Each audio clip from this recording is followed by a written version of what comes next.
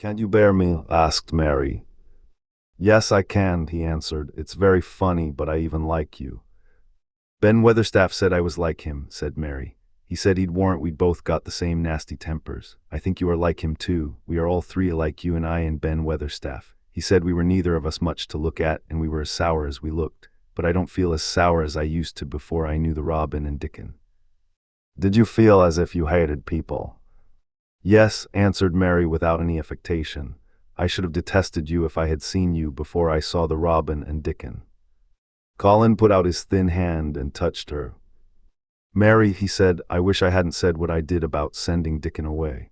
I hated you when you said he was like an angel, and I laughed at you, but perhaps he is." "Well, it was rather funny to say it," she admitted frankly, "because his nose does turn up and he has a big mouth and his clothes have patches all over them and he talks broad Yorkshire. But if an angel did come to Yorkshire and live on the moor, if there was a Yorkshire angel, I believe he'd understand the green things and know how to make them grow, and he would know how to talk to the wild creatures as Dickon does, and they'd know he was friends for sure." "I shouldn't mind Dickon looking at me," said Colin. "I want to see him." "I'm glad you said that," answered Mary, because. Quite suddenly it came into her mind that this was the minute to tell him. Colin knew something new was coming. "Because what?" he cried eagerly. Mary was so anxious that she got up from her stool and came to him and caught hold of both his hands.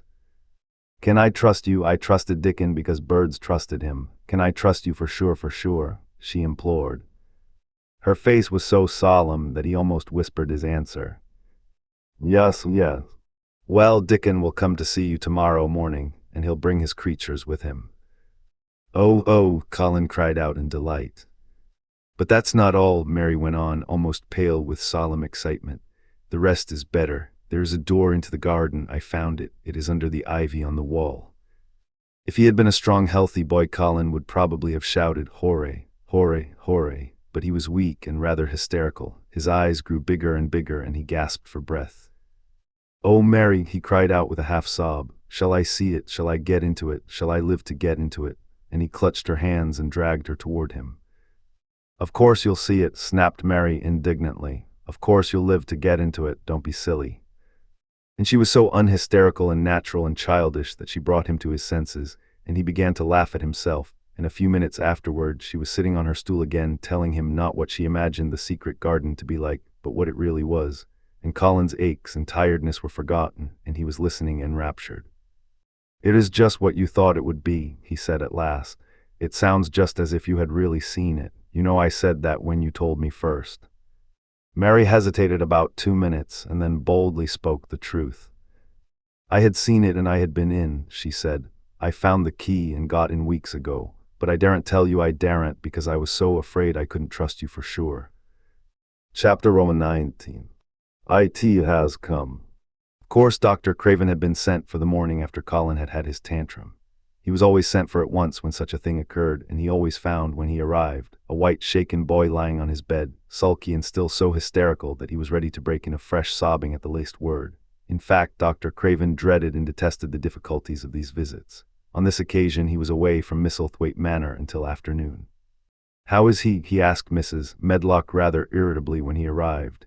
"He will break a blood vessel in one of those fits some day. The boy is half insane with hysteria and self-indulgence."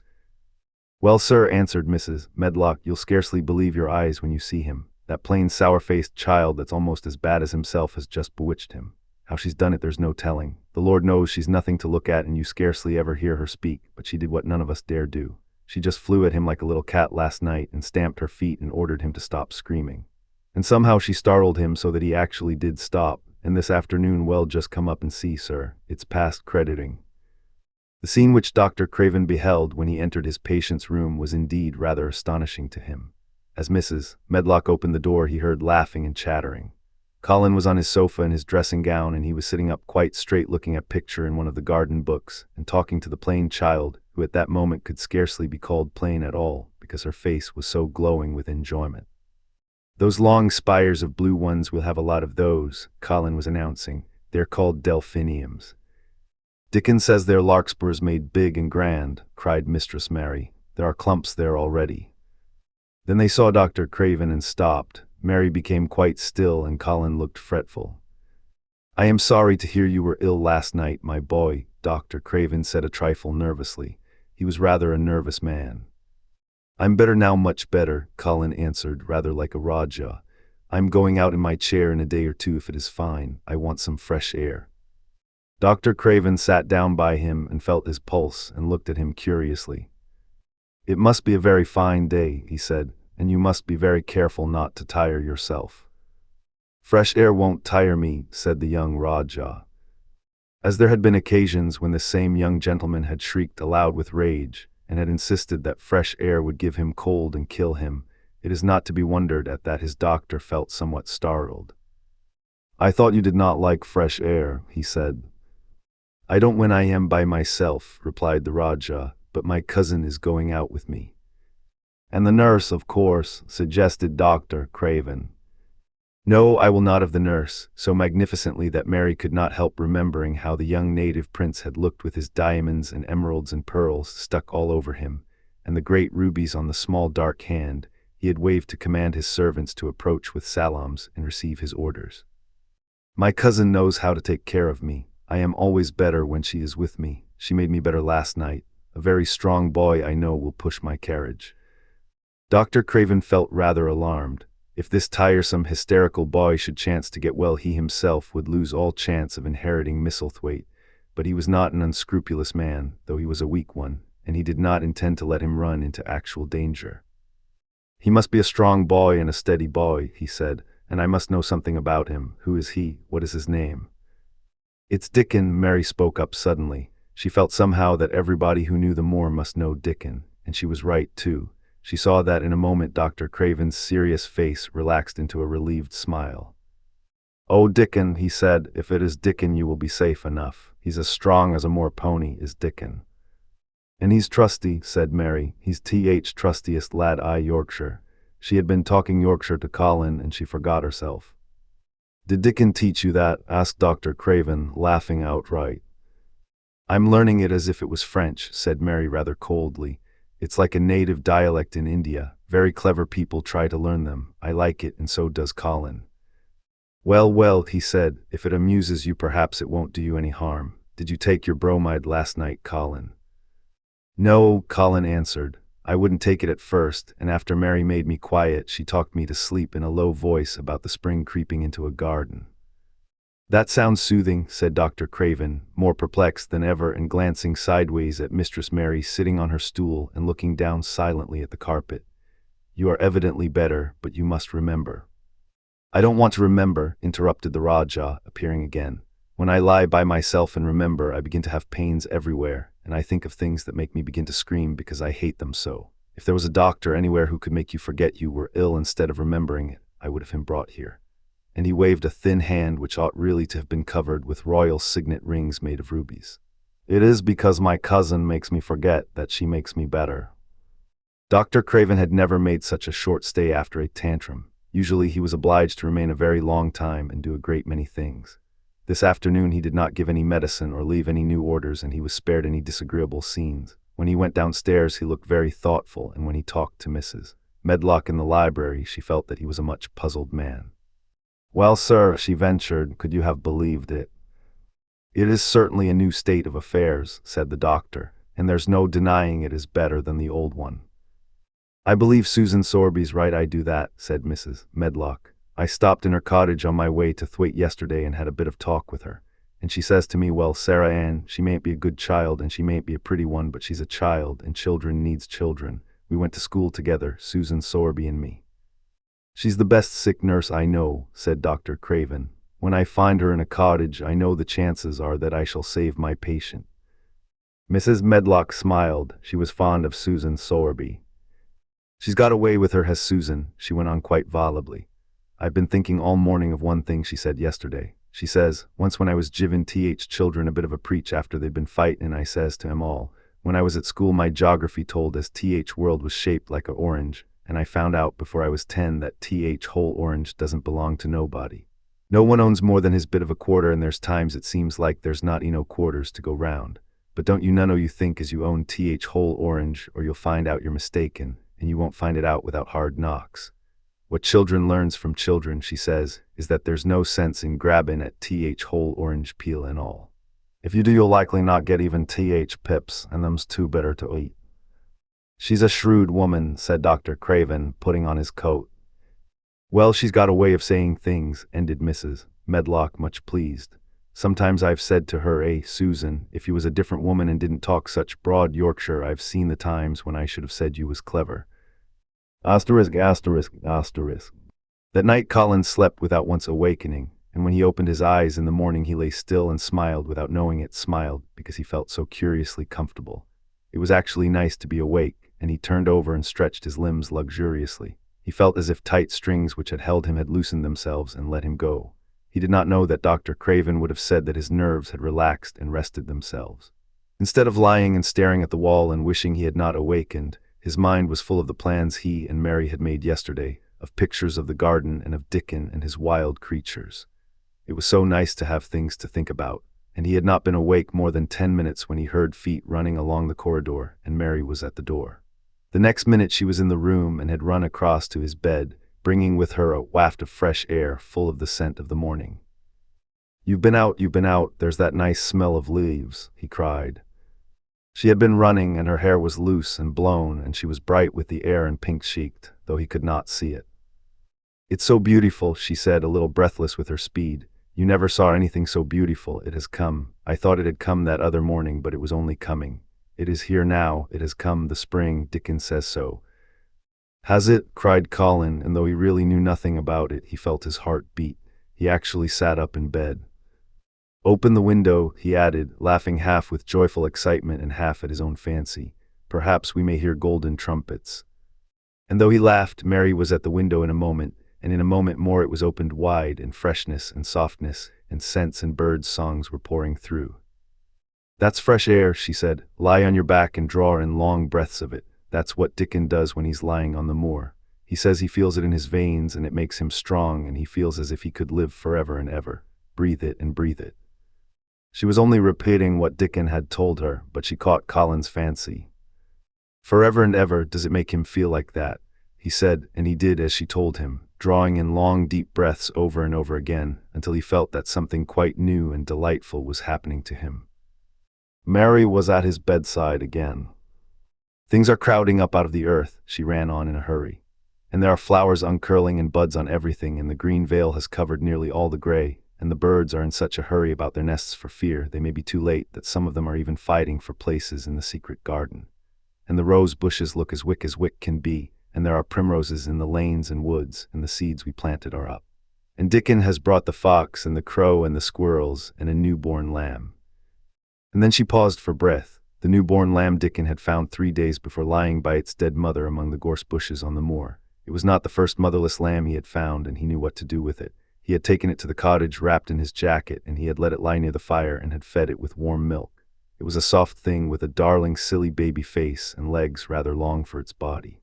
Dickon had carried it over the moor in his arms, and its feeding bottle was in his pocket with a squirrel, and when Mary had sat under a tree with its limp warmness huddled on her lap, she had felt as if she were too full of strange joy to speak. A lamb, a living lamb who lay on your lap like a baby.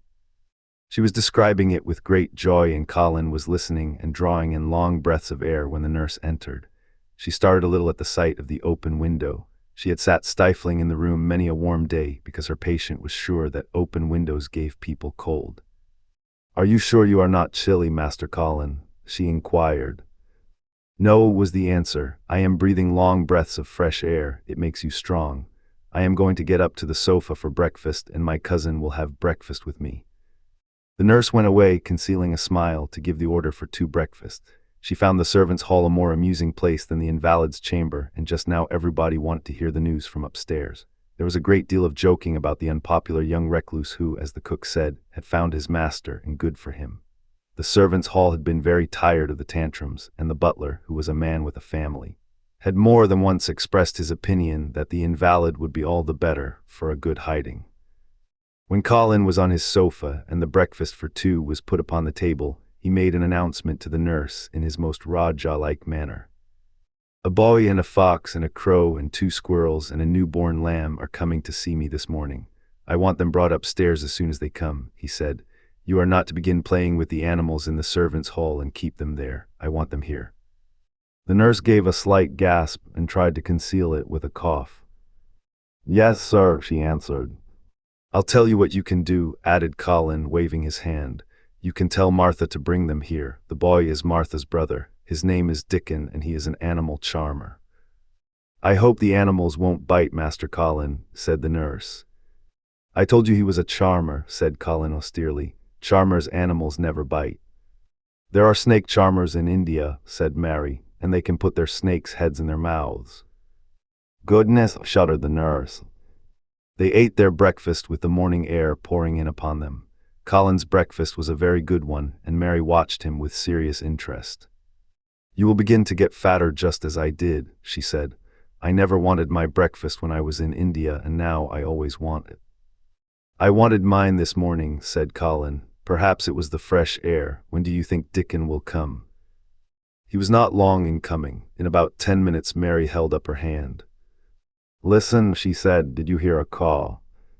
Colin listened and heard it, the oddest sound in the world to hear inside a house, a hoarse caw-caw. Yes, he answered. That's Soot, said Mary. Listen again, do you hear a bleat, a tiny one? Oh yes, cried Colin, quite flushing. That's the newborn lamb, said Mary. He's coming. Dickon's Merlin boots were thick and clumsy, and though he tried to walk quietly, they made a clumping sound as he walked through the long corridors. Mary and Colin heard him marching, until he passed through the tapestry door on to the soft carpet of Colin's own passage. If you please, sir, announced Martha, opening the door. If you please, sir, here's Dickon and his creatures. Illustration, Dickon came in smiling his nicest wide smile. Page 251. Dickon came in smiling his nicest wide smile. The newborn lamb was in his arms, and the little red fox trotted by his side.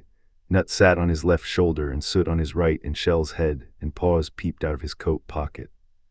Colin slowly sat up and stared as he had stared when he first saw Mary, but this was a stare of wonder and delight. The truth was that in spite of all he had heard, he had not in the least understood what this boy would be like, and that his fox and his crow and his squirrels and his lamb were so near to him and his friendliness that they seemed almost to be part of himself. Colin had never talked to a boy in his life, and he was so overwhelmed by his own pleasure and curiosity that he did not even think of speaking. But Dickon did not feel the least shy or awkward. He had not felt embarrassed because the crow had not known his language and had only stared and had not spoken to him the first time they met.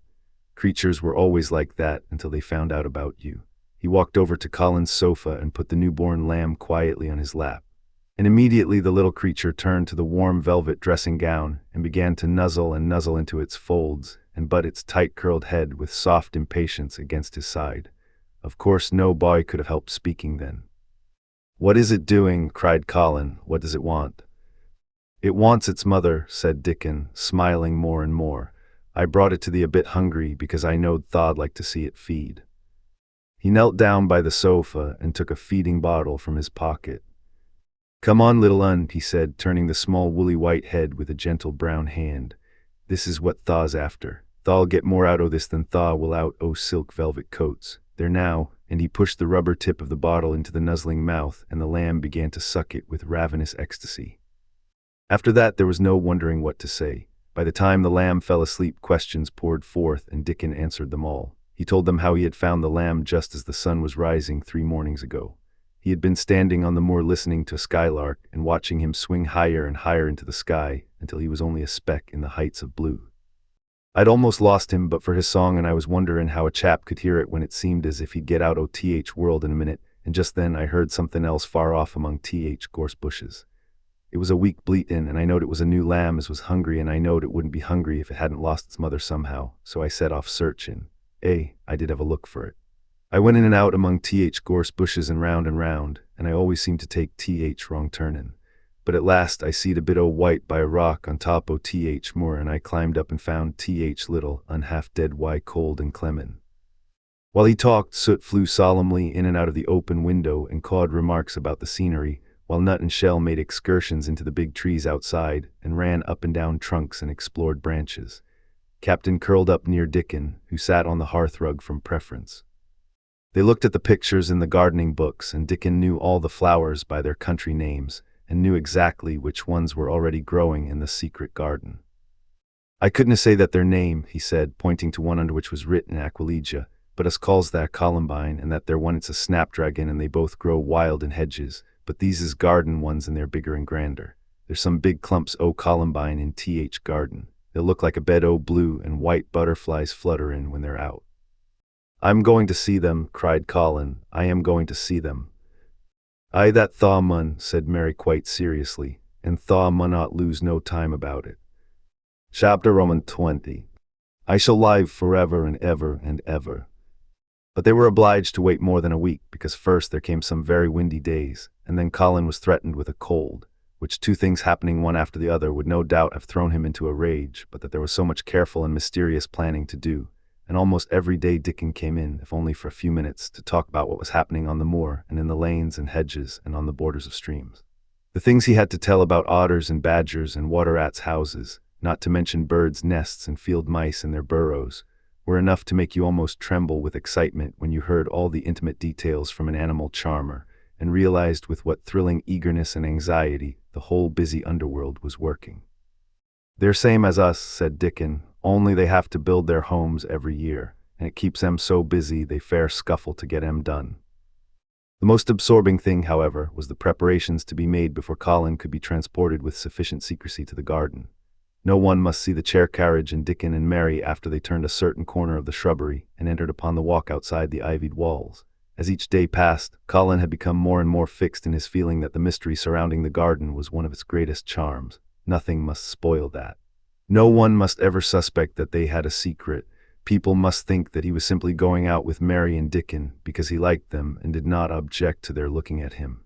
They had long and quite delightful talks about their route.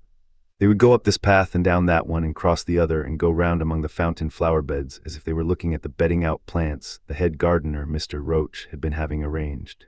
That would seem such a rational thing to do that no one would think it at all mysterious. They would turn into the shrubbery walks and lose themselves until they came to the long walls. It was almost as serious and elaborately thought out as the plans of march made by great generals in time of war. Rumors of the new and curious things which were occurring in the invalid's apartments had of course filtered through the servants' hall into the stable yards and out among the gardeners.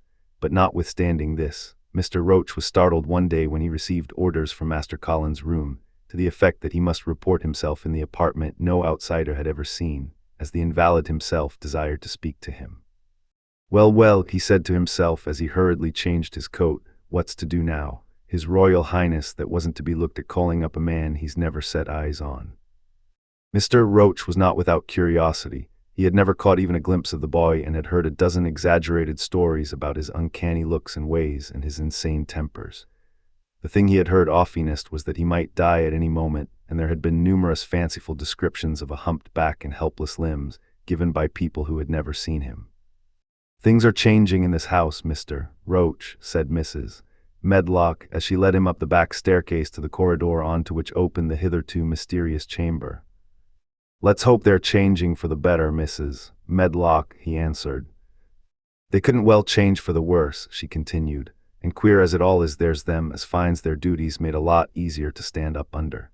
Don't you be surprised, Mr. Roach, if you find yourself in the middle of a menagerie and Martha Sowerby's Dickon more at home than you or me could ever be." There really was a sort of magic about Dickon, as Mary always privately believed. When Mr. Roach heard his name, he smiled quite leniently.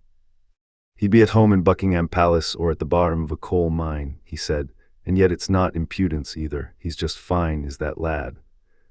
It was perhaps well he had been prepared, or he might have been startled. When the bedroom door was opened, a large crow, which seemed quite at home perched on the high back of a carven chair, announced the entrance of a visitor by saying "caw-caw" quite loudly. In spite of Mrs. Medlock's warning, Mr. Roach only just escaped being sufficiently undignified to jump backward. The young Rajah was neither in bed nor on his sofa. He was sitting in an armchair, and a young lamb was standing by him, shaking its tail in feeding lamb fashion as Dickon knelt giving it milk from its bottle. A squirrel was perched on Dickon's bent back, attentively nibbling a nut. The little girl from India was sitting on a big footstool looking on. "Here is Mr. Roach, Master Colin," said Mrs. Medlock. The young Rajah turned and looked his servitor over. At least that was what the head gardener felt happened. "Oh, you are Roach, are you?" he said. I sent for you to give you some very important orders." "Very good, sir," answered Roach, wondering if he was to receive instructions to fell all the oaks in the park or to transform the orchards into water gardens. "I am going out in my chair this afternoon," said Colin. "If the fresh air agrees with me, I may go out every day. When I go, none of the gardeners are to be anywhere near the long walk by the garden walls. No one is to be there. I shall go out about 2 o'clock, and everyone must keep away until I send word that they may go back to their work." "Very good, sir," replied Mr. Roach, much relieved to hear that the oaks might remain and that the orchards were safe. "Mary," said Colin, turning to her, "what is that thing you say in India when you have finished talking and want people to go?" "You say you have my permission to go," answered Mary. The Rajah waved his hand.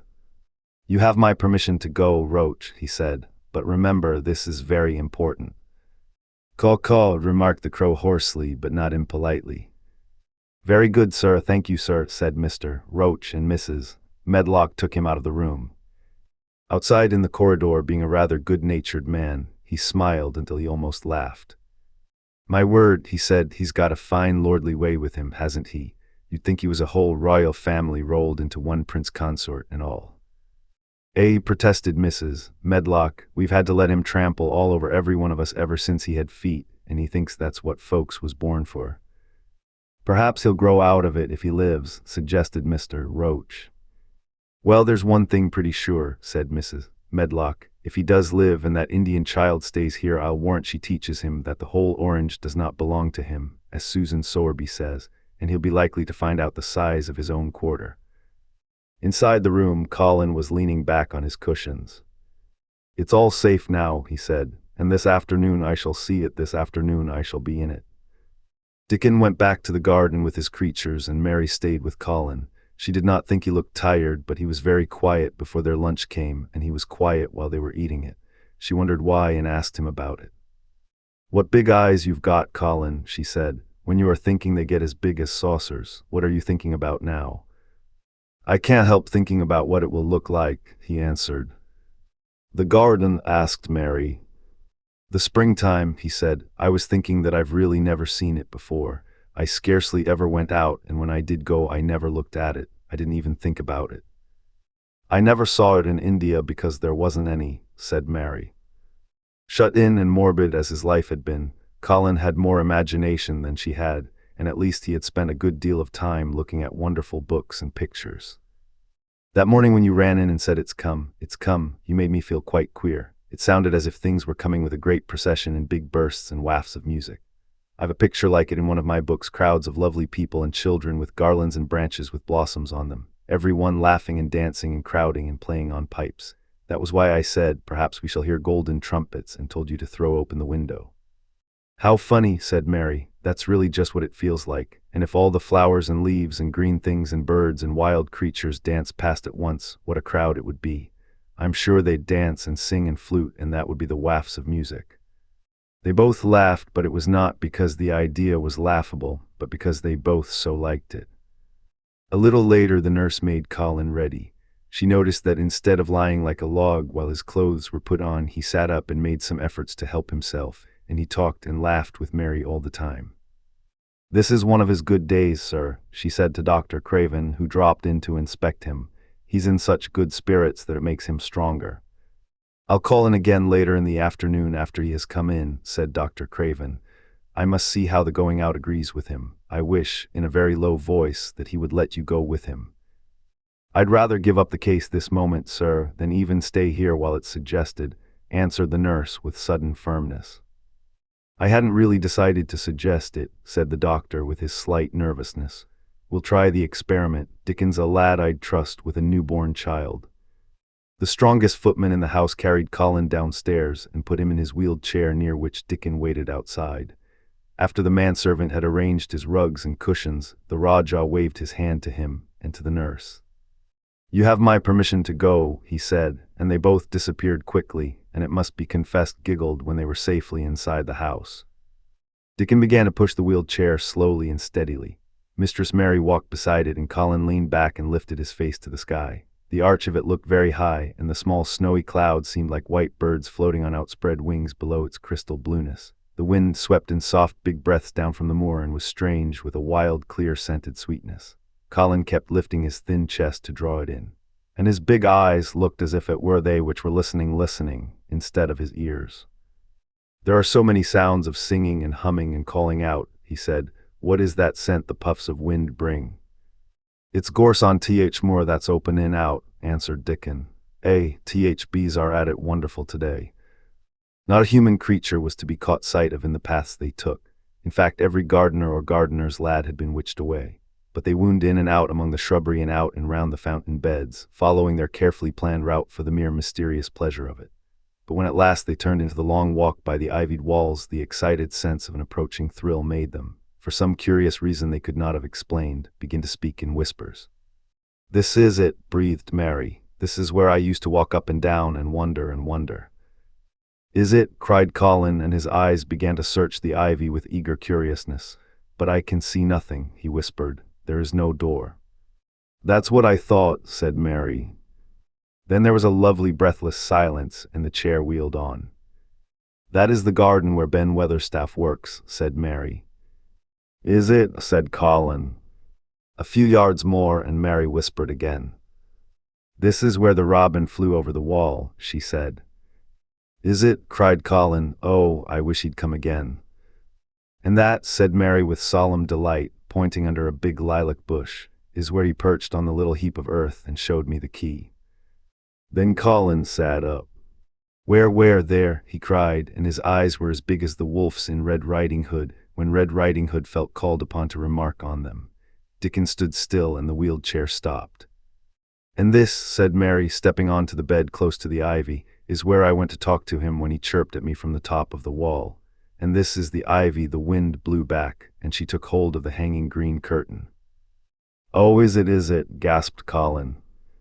"And here is the handle, and here is the door. Dickon, push him in quickly."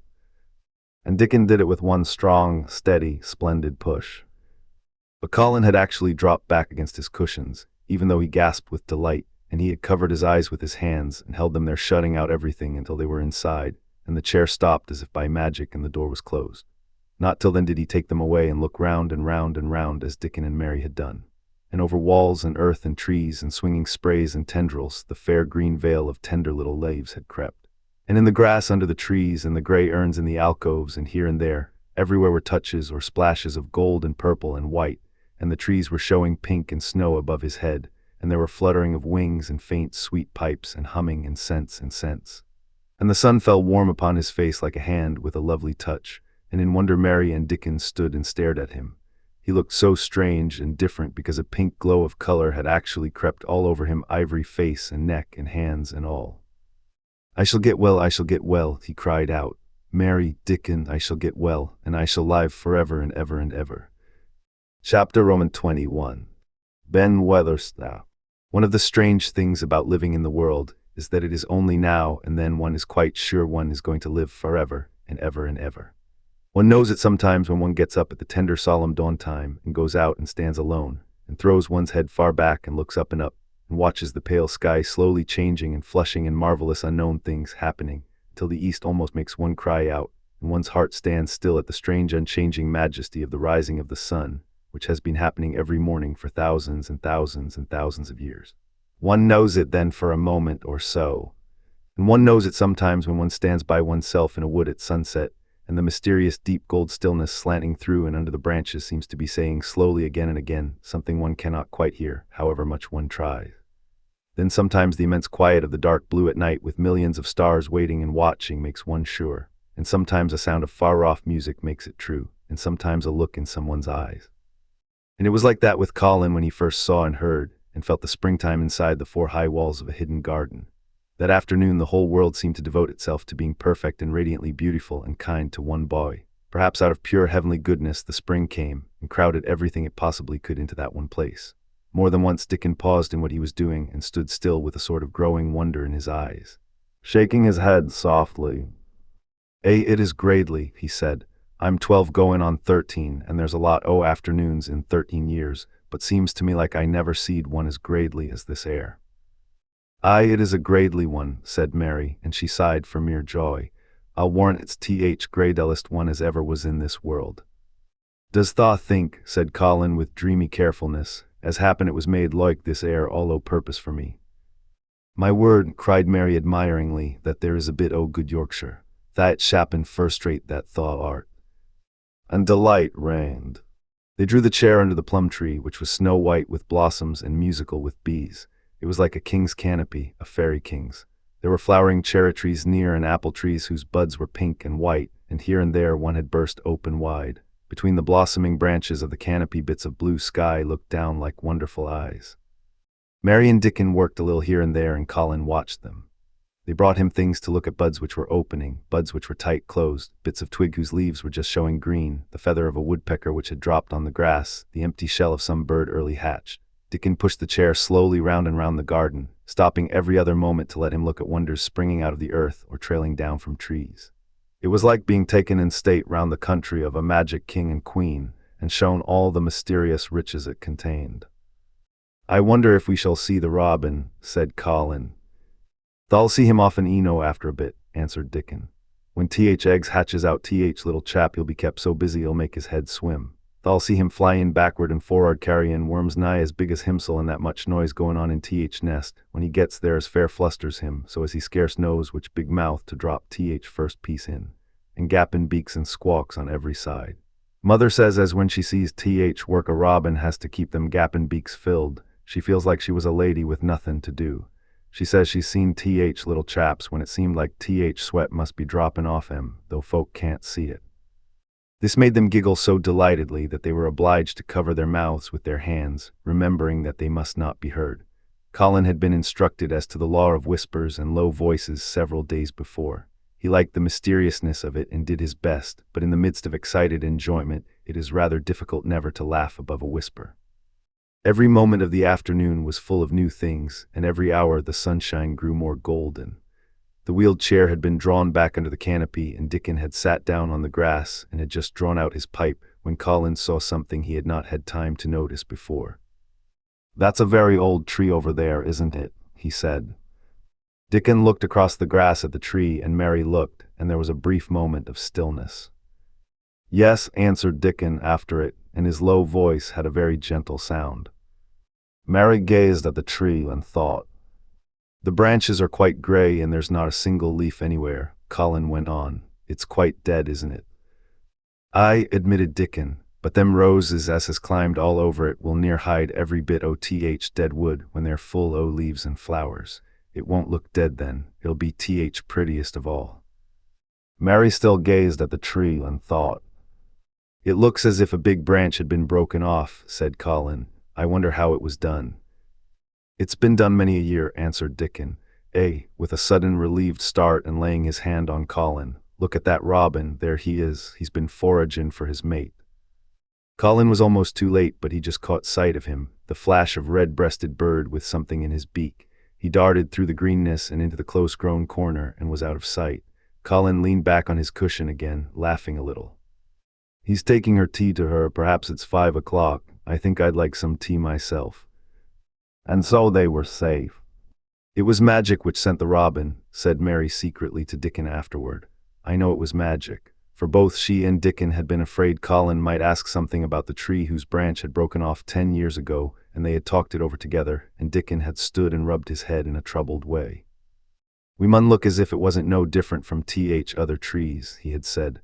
"We couldn't never tell him how it broke, poor lad. If he says anything about it, we mun try to look cheerful." "Aye, that we mun," had answered Mary.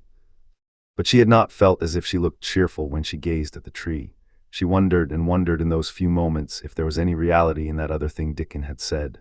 He had gone on rubbing his rust-red hair in a puzzled way, but a nice, comforted look had begun to grow in his blue eyes. "Mrs. Craven was a very lovely young lady," he had gone on rather hesitatingly. "And mother, she thinks maybe she's about Misselthwaite many a time looking after Mr. Colin, same as all mothers do when they are took out o' world. They have to come back, tha sees. Happen she's been in the garden, and happen it was her set us to work and told us to bring him here." Mary had thought he meant something about magic. She was a great believer in magic. Secretly she quite believed that Dickon worked magic, of course good magic, on everything near him, and that was why people liked him so much and wild creatures knew he was their friend. She wondered, indeed, if it were not possible that his gift had brought the robin just at the right moment when Colin asked that dangerous question. She felt that his magic was working all the afternoon and making Colin look like an entirely different boy. It did not seem possible that he could be the crazy creature who had screamed and beaten and bitten his pillow. Even his ivory whiteness seemed to change. The faint glow of color which had shone on his face and neck and hands when he first got inside the garden really never quite died away. He looked as if he were made of flesh instead of ivory or wax. They saw the robin carry food to his mate 2 or 3 times, and it was so suggestive of afternoon tea that Colin felt they must have some. "Go and make one of the men servants bring some in a basket to the rhododendron walk," he said, "and then you and Dickon can bring it here." It was an agreeable idea, easily carried out, and when the white cloth was spread upon the grass, with hot tea and buttered toast and crumpets, a delightfully hungry meal was eaten, and several birds on domestic errands paused to inquire what was going on and were led into investigating crumbs with great activity. Nut and Shell whisked up trees with pieces of cake, and Soot took the entire half of a buttered crumpet into a corner and pecked at and examined and turned it over and made hoarse remarks about it, until he decided to swallow it all joyfully in one gulp. The afternoon was dragging toward its mellow hour. The sun was deepening the gold of its lances, the bees were going home, and the birds were flying past less often. Dickon and Mary were sitting on the grass, the tea basket was repacked ready to be taken back to the house, and Colin was lying against his cushions with his heavy locks pushed back from his forehead and his face looking quite a natural color. "I don't want this afternoon to go," he said, "but I shall come back tomorrow and the day after and the day after and the day after." "You'll get plenty of fresh air, won't you?" said Mary. "I'm going to get nothing else," he answered. "I've seen the spring now and I'm going to see the summer. I'm going to see everything grow here. I'm going to grow here myself." "That tha will," said Dickon. "Us'll have thee walking about here and diggin' same as other folk afore long." Colin flushed tremendously. "Walk," he said, "dig shall I." Dickon's glance at him was delicately cautious. Neither he nor Mary had ever asked if anything was the matter with his legs. "For sure tha will," he said stoutly. "Tha's got legs o' thine own, same as other folks." Mary was rather frightened until she heard Colin's answer. "Nothing really ails them," he said, "but they are so thin and weak, they shake so that I'm afraid to try to stand on them." Both Mary and Dickon drew a relieved breath. "When tha stops being afraid thou'lt stand on 'em," Dickon said with renewed cheer, "and thou'lt stop being afraid in a bit." "I shall," said Colin, and he lay still as if he were wondering about things. They were really very quiet for a little while. The sun was dropping lower. It was that hour when everything stills itself, and they really had had a busy and exciting afternoon. Colin looked as if he were resting luxuriously. Even the creatures had ceased moving about and had drawn together and were resting near them. Soot had perched on a low branch and drawn up one leg and dropped the gray film drowsily over his eyes. Mary privately thought he looked as if he might snore in a minute. In the midst of this stillness, it was rather startling when Colin half lifted his head and exclaimed in a loud, suddenly alarmed whisper, "Who is that man?" Dickon and Mary scrambled to their feet. "Man," they both cried in low, quick voices. Colin pointed to the high wall. "Look," he whispered excitedly, "just look." Mary and Dickon wheeled about and looked. There was Ben Weatherstaff's indignant face glaring at them over the wall from the top of a ladder. He actually shook his fist at Mary. "If I wasn't a bachhelder and tha was a wench o' mine," he cried, "I'd give thee a hidden." He mounted another step threateningly, as if it were his energetic intention to jump down and deal with her. But as she came toward him, he evidently thought better of it and stood on the top step of his ladder, shaking his fist down at her. "I never thought much o' thee," he harangued. "I couldn't abide thee first time I set eyes on thee. A scrawny buttermilk-faced young besom, aloo's askin' questions and pockin' tha knows where it wasna wanted. I never knowed how tha got so thick wy me. If it hadn't a been for Robin drat him." Ben Weatherstaff called out Mary, finding her breath. She stood below him and called up to him with a sort of gasp. "Ben Weatherstaff, it was the robin who showed me the way." Then it did seem as if Ben really would scramble down on her side of the wall. He was so outraged. "Tha young bad un," he called down at her. "Layin' tha badness on a robin, not but what he's impident eno for anythin'. Him showin' the way. Him, tha young knout." She could see his next words burst out because he was overpowered by curiosity. "However this world did tha get in?" It was the robin who showed me the way, she protested obstinately. He didn't know he was doing it, but he did, and I can't tell you from here while you're shaking your fist at me. He stopped shaking his fist very suddenly at that very moment, and his jaw actually dropped as he stared over her head at something he saw coming over the grass toward him. At the first sound of his torrent of words, Colin had been so surprised that he had only sat up and listened as if he were spellbound. But in the midst of it, he had recovered himself and beckoned imperiously to Dickon. "Wheel me over there," he commanded. "Wheel me quite close and stop right in front of him." And this, if you please, this is what Ben Weatherstaff beheld and which made his jaw drop. A wheeled chair with luxurious cushions and robes which came toward him looking rather like some sort of state coach, because a young Rajah leaned back in it with royal command in his great black-rimmed eyes, and a thin white hand extended haughtily toward him. And it stopped right under Ben Weatherstaff's nose. It was really no wonder his mouth dropped open. "Do you know who I am?" demanded the Rajah. How Ben Weatherstaff stared. His red old eyes fixed themselves on what was before him as if he were seeing a ghost. He gazed and gulped a lump down his throat and did not say a word. "Do you know who I am?" demanded Colin still more imperiously. "Answer." Ben Weatherstaff put his gnarled hand up and passed it over his eyes and over his forehead, and then he did answer in a queer shaky voice. "Who thaw art," he said. "Aye, that I do. Why thaw mother's eyes starin' at me out o' thaw face. Lord knows how thaw come here, but that poor cripple." Colin forgot that he had ever had a back. His face flushed scarlet and he sat bolt upright.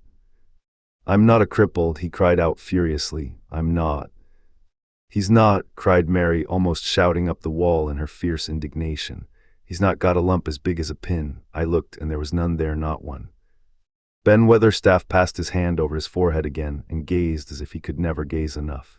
His hand shook and his mouth shook and his voice shook. He was an ignorant old man and a tactless old man, and he could only remember the things he had heard. "Thaw hasn't got a crooked back," he said hoarsely. "No," shouted Colin. Thaw hasn't got crooked legs," quavered Ben more hoarsely yet. It was too much. The strength which Colin usually threw into his tantrums rushed through him now in a new way.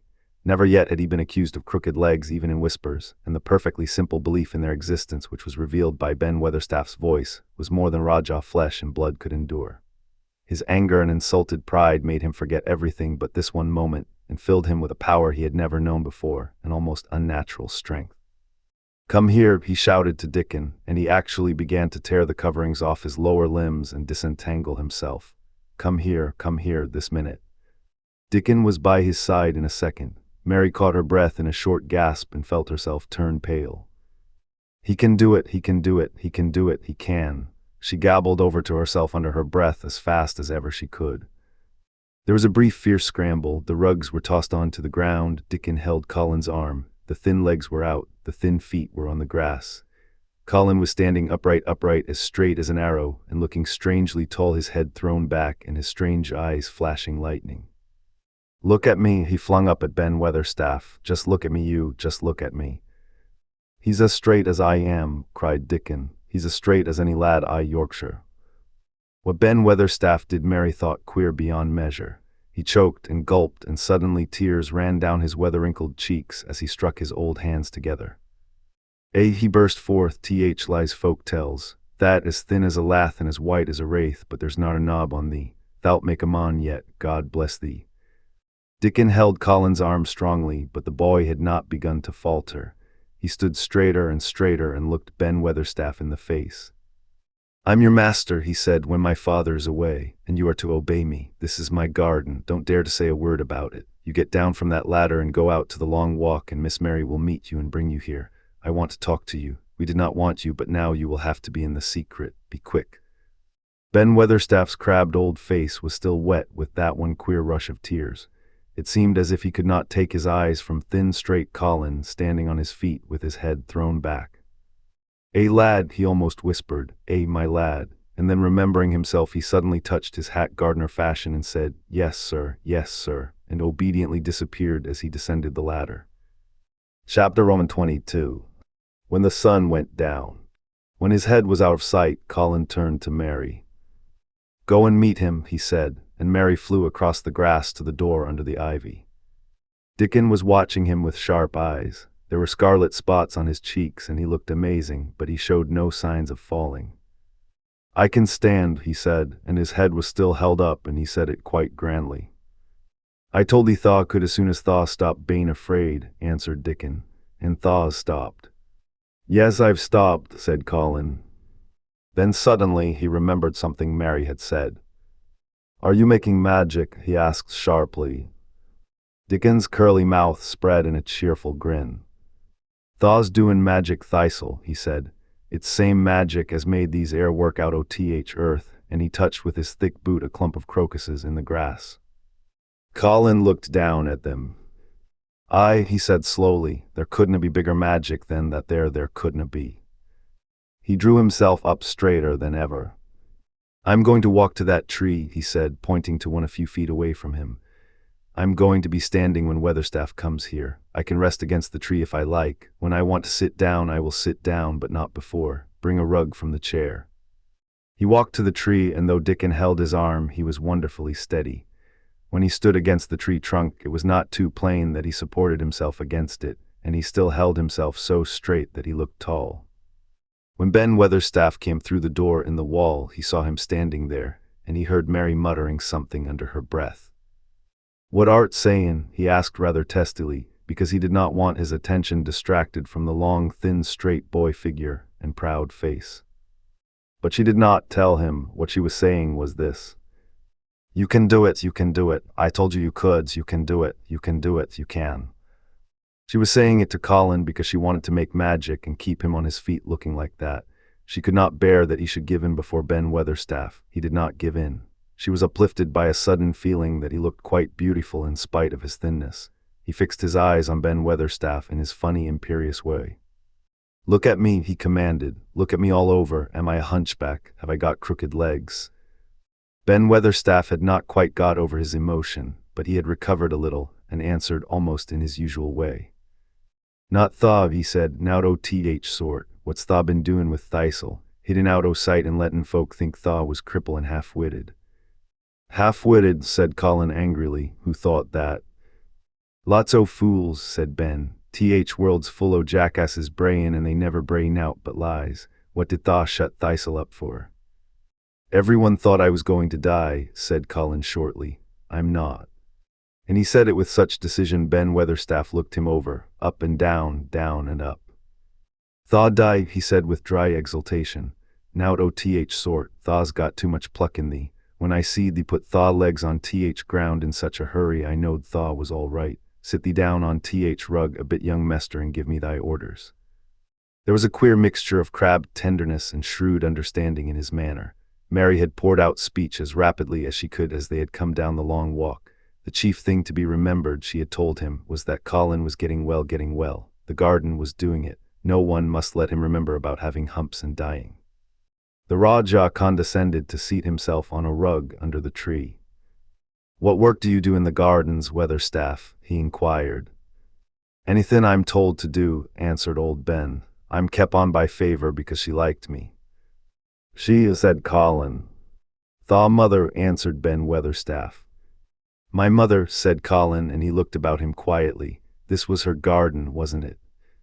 Aye, it was that, and Ben Weatherstaff looked about him too. She remained fond of it.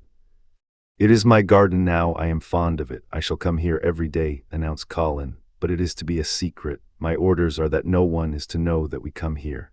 Dickon and my cousin have worked and made it come alive. I shall send for you sometimes to help, but you must come when no one can see you."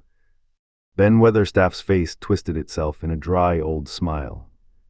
"I've come here before when no one saw me," he said. "What?" exclaimed Colin. "When?" Last time I was here," rubbing his chin and looking round, "was about 2 years ago." "But no one has been in it for 10 years, cried Colin. "There was no door." "I'm no one," said old Ben dryly, "and I didn't come through door, I come over wall. Rheumatics held me back last 2 year." "Thaw come and did a bit o' prunin'," cried Dickon. "I couldn't make out how it had been done." "She was so fond of it, she was," said Ben Weatherstaff slowly.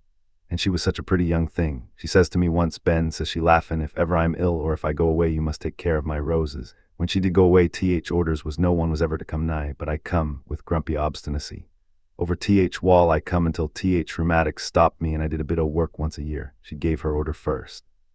It wouldn't have been as wick as it is if Thaw hadn't done it, said Dickon. I did wonder. I'm glad you did it, Weatherstaff, said Colin. You'll know how to keep the secret. I'll know, sir, answered Ben, and it'll be easier for a man wi' rheumatics to come in at door. On the grass near the tree Mary had dropped her trowel. Colin stretched out his hand and took it up. An odd expression came into his face and he began to scratch at the earth. His thin hand was weak enough, but presently as they watched him Mary with quite breathless interest, he drove the end of the trowel into the soil and turned some over. You can do it, said Mary to herself. I tell you, you can. Dickon's round eyes were full of eager curiousness, but he said not a word. Ben Weatherstaff looked on with interested face.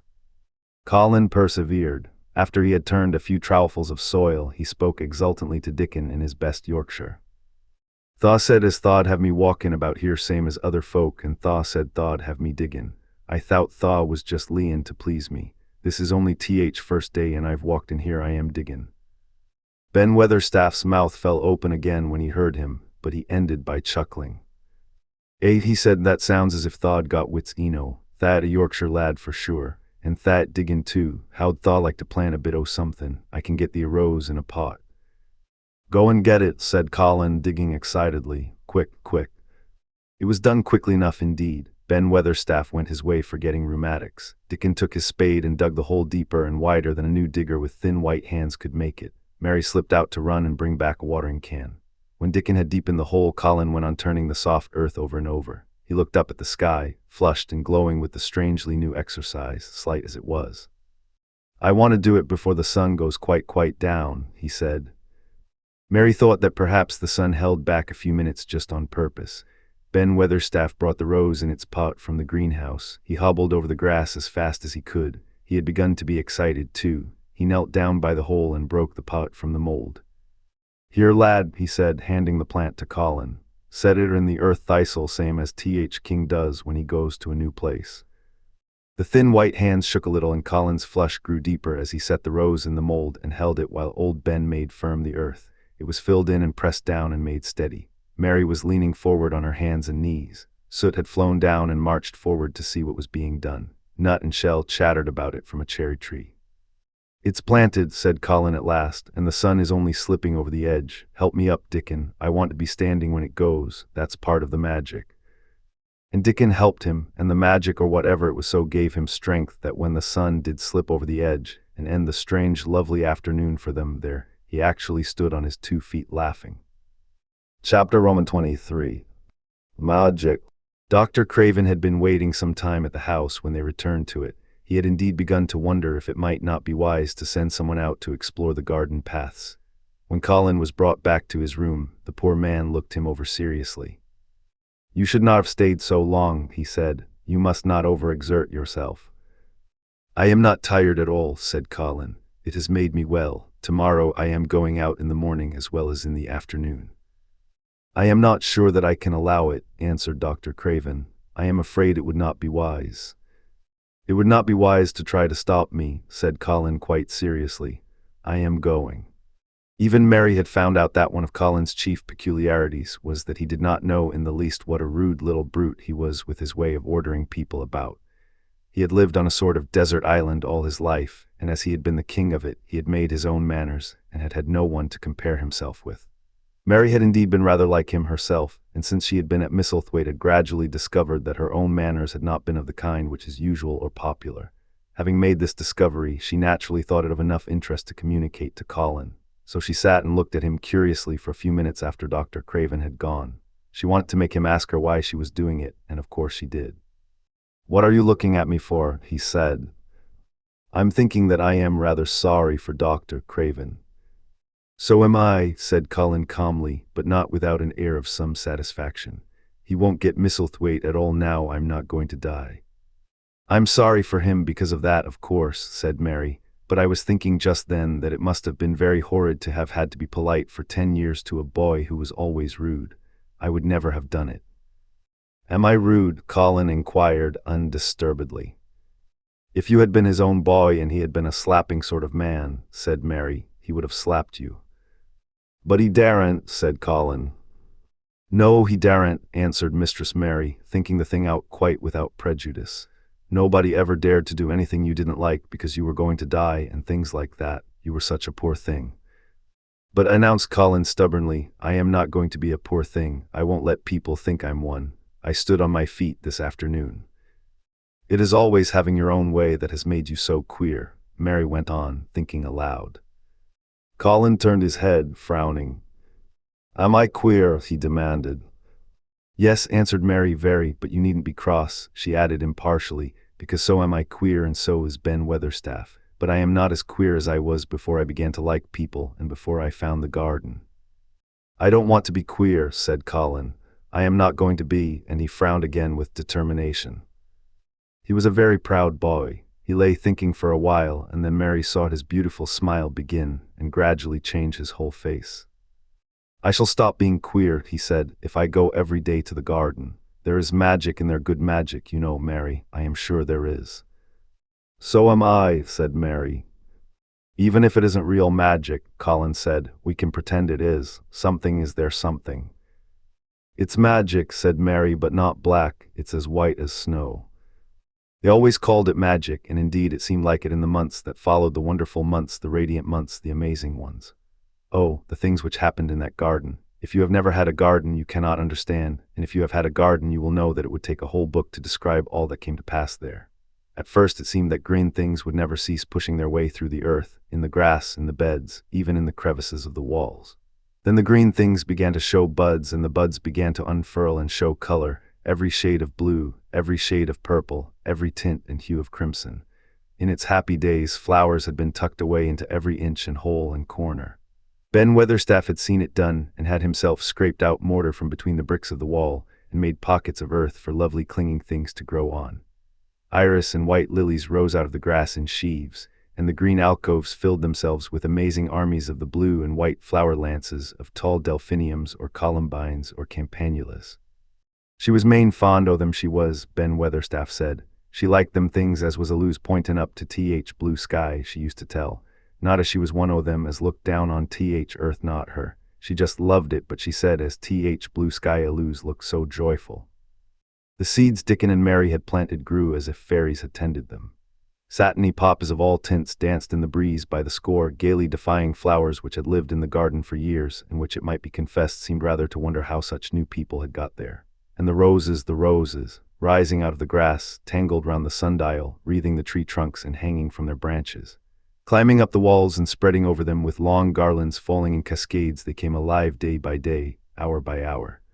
Fair fresh leaves, and buds tiny at first, but swelling and working magic until they burst and uncurled into cups of scent, delicately spilling themselves over their brims and filling the garden air. Colin saw it all, watching each change as it took place. Every morning he was brought out, and every hour of each day when it didn't rain he spent in the garden. Even gray days pleased him. He would lie on the grass watching things growing, he said. If you watched long enough, he declared, you could see buds unsheath themselves. Also, you could make the acquaintance of strange, busy insect things running about on various unknown but evidently serious errands. Sometimes carrying tiny scraps of straw or feather or food, or climbing blades of grass as if they were trees from whose tops one could look out to explore the country. A mole throwing up its mound at the end of its burrow and making its way out at last with the long-nailed paws which looked so like elfish hands had absorbed him one whole morning. Ants' ways, beetles' ways, bees' ways, frogs' ways, birds' ways, plants' ways gave him a new world to explore, and when Dickon revealed them all and added foxes' ways, otters' ways, ferrets' ways, squirrels' ways, and trouts' and water rats' and badgers' ways, there was no end to the things to talk about and think over.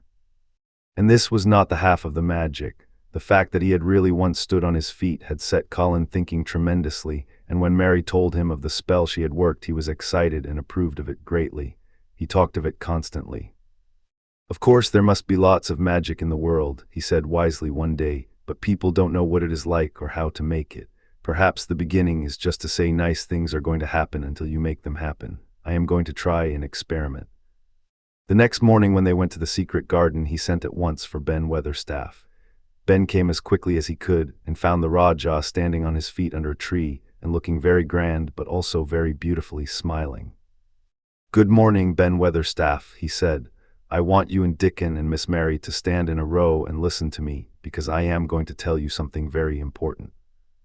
"Aye, aye, sir," answered Ben Weatherstaff, touching his forehead. One of the long-concealed charms of Ben Weatherstaff was that in his boyhood he had once run away to sea and had made voyages, so he could reply like a sailor. "I am going to try a scientific experiment," explained the Rajah. "When I grow up, I am going to make great scientific discoveries, and I am going to begin now with this experiment."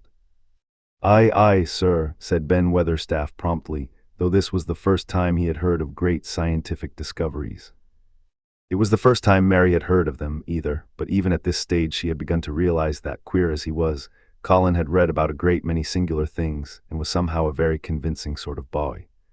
When he held up his head and fixed his strange eyes on you, it seemed as if you believed him almost in spite of yourself, though he was only 10 years old going on 11. At this moment he was especially convincing, because he suddenly felt the fascination of actually making a sort of speech like a grown-up person. "The great scientific discoveries I am going to make," he went on, "will be about magic. Magic is a great thing, and scarcely anyone knows anything about it except a few people in old books and Mary a little, because she was born in India where there are fakirs. I believe Dickon knows some magic, but perhaps he doesn't know he knows it. He charms animals and people. I would never have let him come to see me if he had not been an animal charmer, which is a boy charmer too, because a boy is an animal. I am sure there is magic in everything, only we have not sense enough to get hold of it and make it do things for us like electricity and horses and steam." This sounded so imposing that Ben Weatherstaff became quite excited and really could not keep still. "Aye, aye, sir," he said, and he began to stand up quite straight. "When Mary found this garden it looked quite dead," the orator proceeded. "Then something began pushing things up out of the soil and making things out of nothing. One day things weren't there and another they were. I had never watched things before and it made me feel very curious. Scientific people are always curious and I am going to be scientific. I keep saying to myself, what is it, something, can't be nothing. I don't know its name, so I call it magic. I have never seen the sun rise, but Mary and Dickon have, and from what they tell me I am sure that is magic too. Something pushes it up and draws it. Sometimes since I've been in the garden, I've looked up through the trees at the sky, and I have had a strange feeling of being happy, as if something were pushing and drawing in my chest and making me breathe fast. Magic is always pushing and drawing and making things out of nothing. Everything is made out of magic, leaves and trees, flowers and birds, badgers and foxes and squirrels and people, so it must be all around us. In this garden, in all the places. The magic in this garden has made me stand up and know I am going to live to be a man. I am going to make the scientific experiment of trying to get some and put it in myself and make it push and draw me and make me strong. I don't know how to do it, but I think that if you keep thinking about it and calling it, perhaps it will come. Perhaps that is the first baby way to get it. When I was going to try to stand that first time, Mary kept saying to herself as fast as she could, 'You can do it, you can do it,' and I did. I had to try myself at the same time, of course, but her magic helped me, and so did Dickens. Every morning and evening, and as often in the daytime as I can remember, I am going to say, 'Magic is in me. Magic is making me well. I am going to be as strong as Dickon, and you must all do it too. That is my experiment. Will you help, Ben Weatherstaff?" "Aye, aye, sir," said Ben Weatherstaff. "Aye, aye. If you keep doing it every day as regularly as soldiers go through drill, we shall see what will happen and find out if the experiment succeeds. You learn things by saying them over and over and thinking about them until they stay in your mind forever, and I think it will be the same with magic. If you keep calling it to come to you and help you, it will get to be part of you and it will stay and do things. I once heard an officer in India tell my mother that there were fakirs who said words over and over thousands of times," said Mary.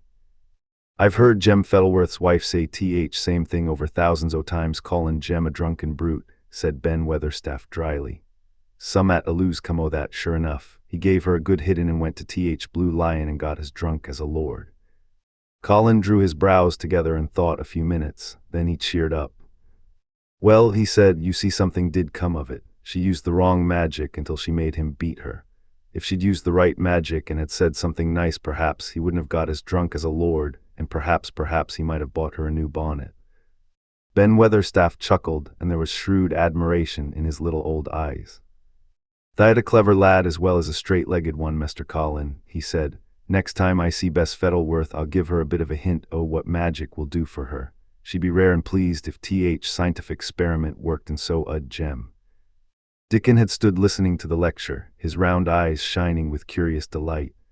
Nut and Shell were on his shoulders, and he held a long-eared white rabbit in his arm and stroked it softly while it laid its ears along its back and enjoyed itself. "Do you think the experiment will work?" Colin asked him, wondering what he was thinking. He so often wondered what Dickon was thinking when he saw him looking at him or at one of his creatures with his happy wide smile. He smiled now, and his smile was wider than usual. He answered, "that I do. It'll work same as th seeds do when th sun shines on 'em. It'll work for sure. Shall us begin it now?" Colin was delighted, and so was Mary.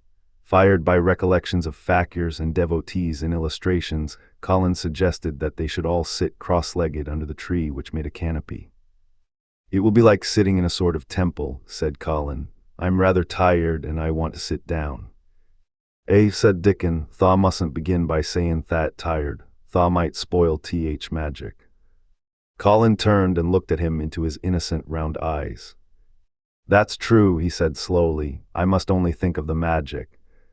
It all seemed most majestic and mysterious when they sat down in their circle.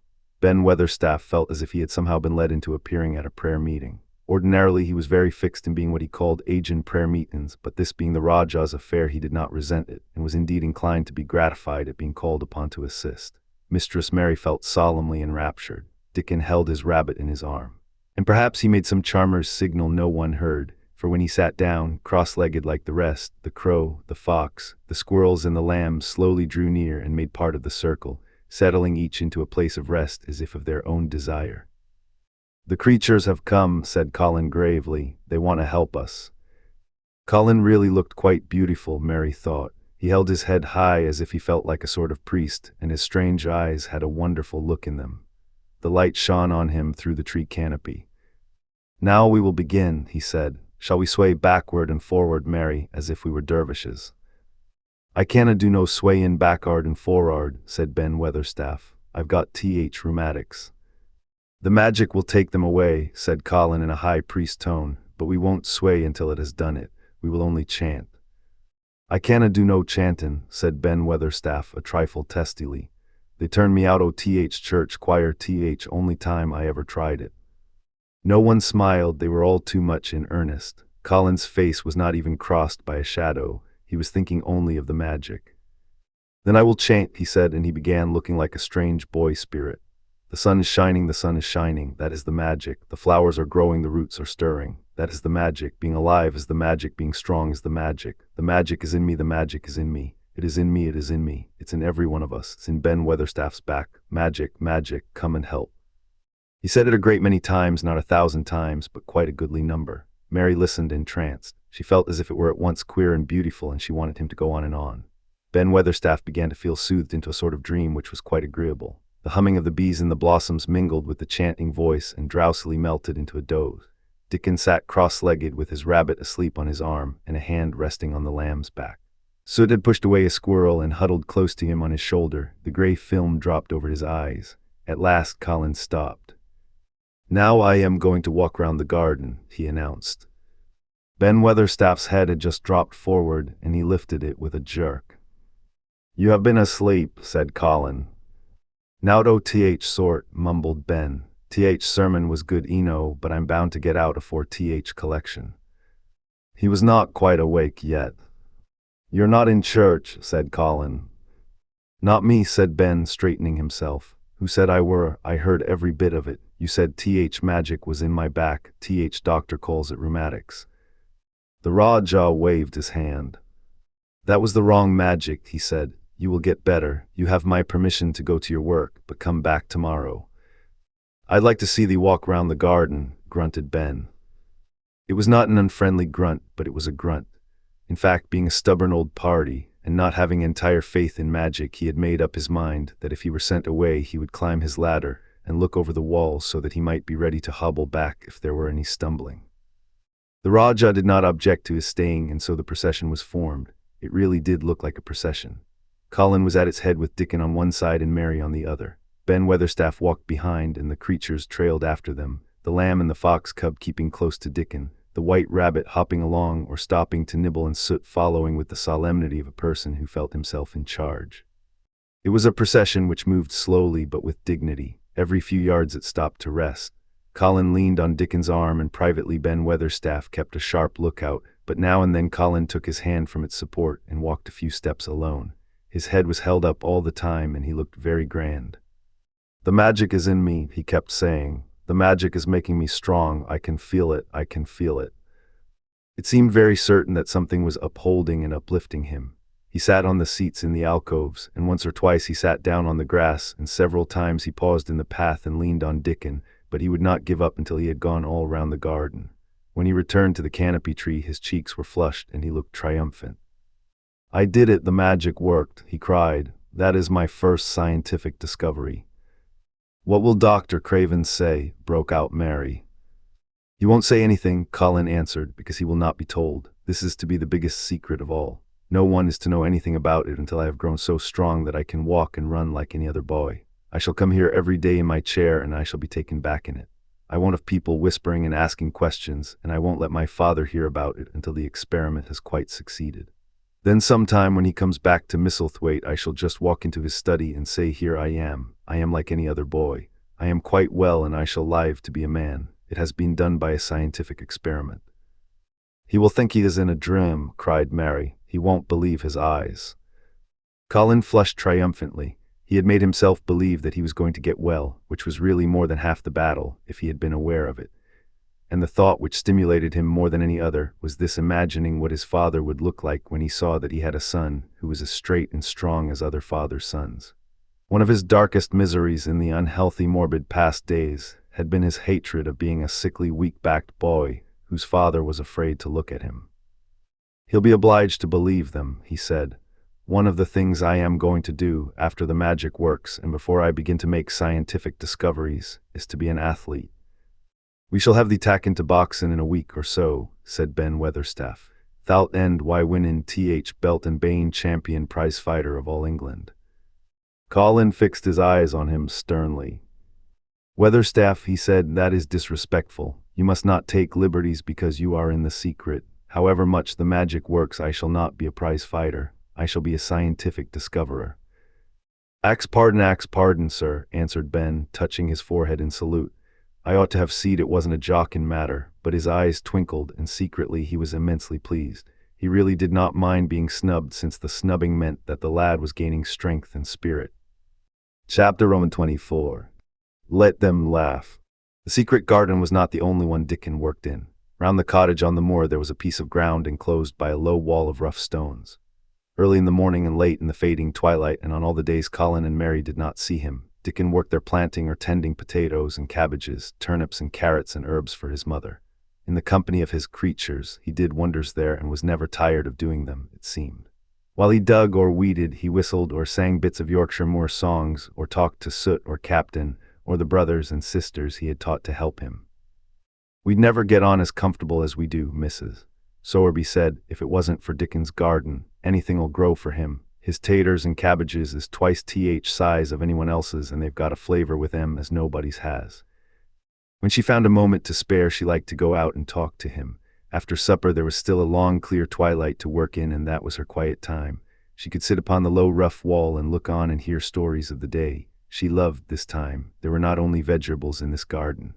Dickon had bought penny packages of flower seeds now and then, and sown bright, sweet-scented things among gooseberry bushes and even cabbages, and he grew borders of mignonette and pinks and pansies and things whose seeds he could save year after year, or whose roots would bloom each spring and spread in time into fine clumps. The low wall was one of the prettiest things in Yorkshire, because he had tucked moorland foxglove and ferns and rock cress and hedgerow flowers into every crevice, until only here and there glimpses of the stones were to be seen. "All a chap's got to do to make 'em thrive, mother," he would say, "is to be friends with 'em for sure. They're just like th creatures. If they are thirsty, give 'em a drink, and if they are hungry, give 'em a bit o' food. They want to live same as we do. If they died, I should feel as if I'd been a bad lad and somehow treated them heartless." It was in these twilight hours that Mrs. Sowerby heard of all that happened at Misselthwaite Manor. At first she was only told that Mr. Colin had taken a fancy to going out into the grounds with Miss Mary, and that it was doing him good. But it was not long before it was agreed between the two children that Dickon's mother might come into the secret. Somehow it was not doubted that she was safe for sure. So one beautiful still evening Dickon told the whole story, with all the thrilling details of the buried key, and the robin, and the grey haze which had seemed like deadness, and the secret Mistress Mary had planned never to reveal. The coming of Dickon and how it had been told to him, the doubt of Master Colin, and the final drama of his introduction to the hidden domain. Combined with the incident of Ben Weatherstaff's angry face peering over the wall and Master Colin's sudden indignant strength, made Mrs. Sowerby's nice-looking face quite change color several times. "My word," she said, "it was a good thing that little lass came to Th Manor. It's been Th Mackin o' her and Th Savin o' him, standin' on his feet, and us all thinkin' he was a poor half-witted lad with not a straight bone in him." She asked a great many questions, and her blue eyes were full of deep thinking. "What do they make of it at Th Manor, him being so well and cheerful and never complainin'?" she inquired. "They don't know what to make of it," answered Dickon. "Every day as comes round his face looks different. It's fillin' out and doesn't look so sharp, and waxy color is goin', but he has to do his bit o' complainin', with a highly entertained grin." "What for I mercy's name?" asked Mrs. Sowerby. Dickon chuckled. "He does it to keep them from guessin' what's happened. If the doctor knew he'd found out he could stand on his feet, he'd likely write and tell Mester Craven. Mester Colin's savin' secret to tell himself. He's going to practice his magic on his legs every day till his father comes back, and then he's going to march into his room and show him he's as straight as other lads. But him and Miss Mary thinks it's best plan to do a bit o' groanin' and frettin' now, and then to throw folk off scent." Mrs. Sowerby was laughing a low, comfortable laugh long before he had finished his last sentence.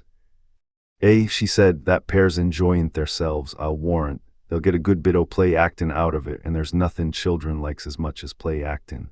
Let's hear what they do, Dickon lad."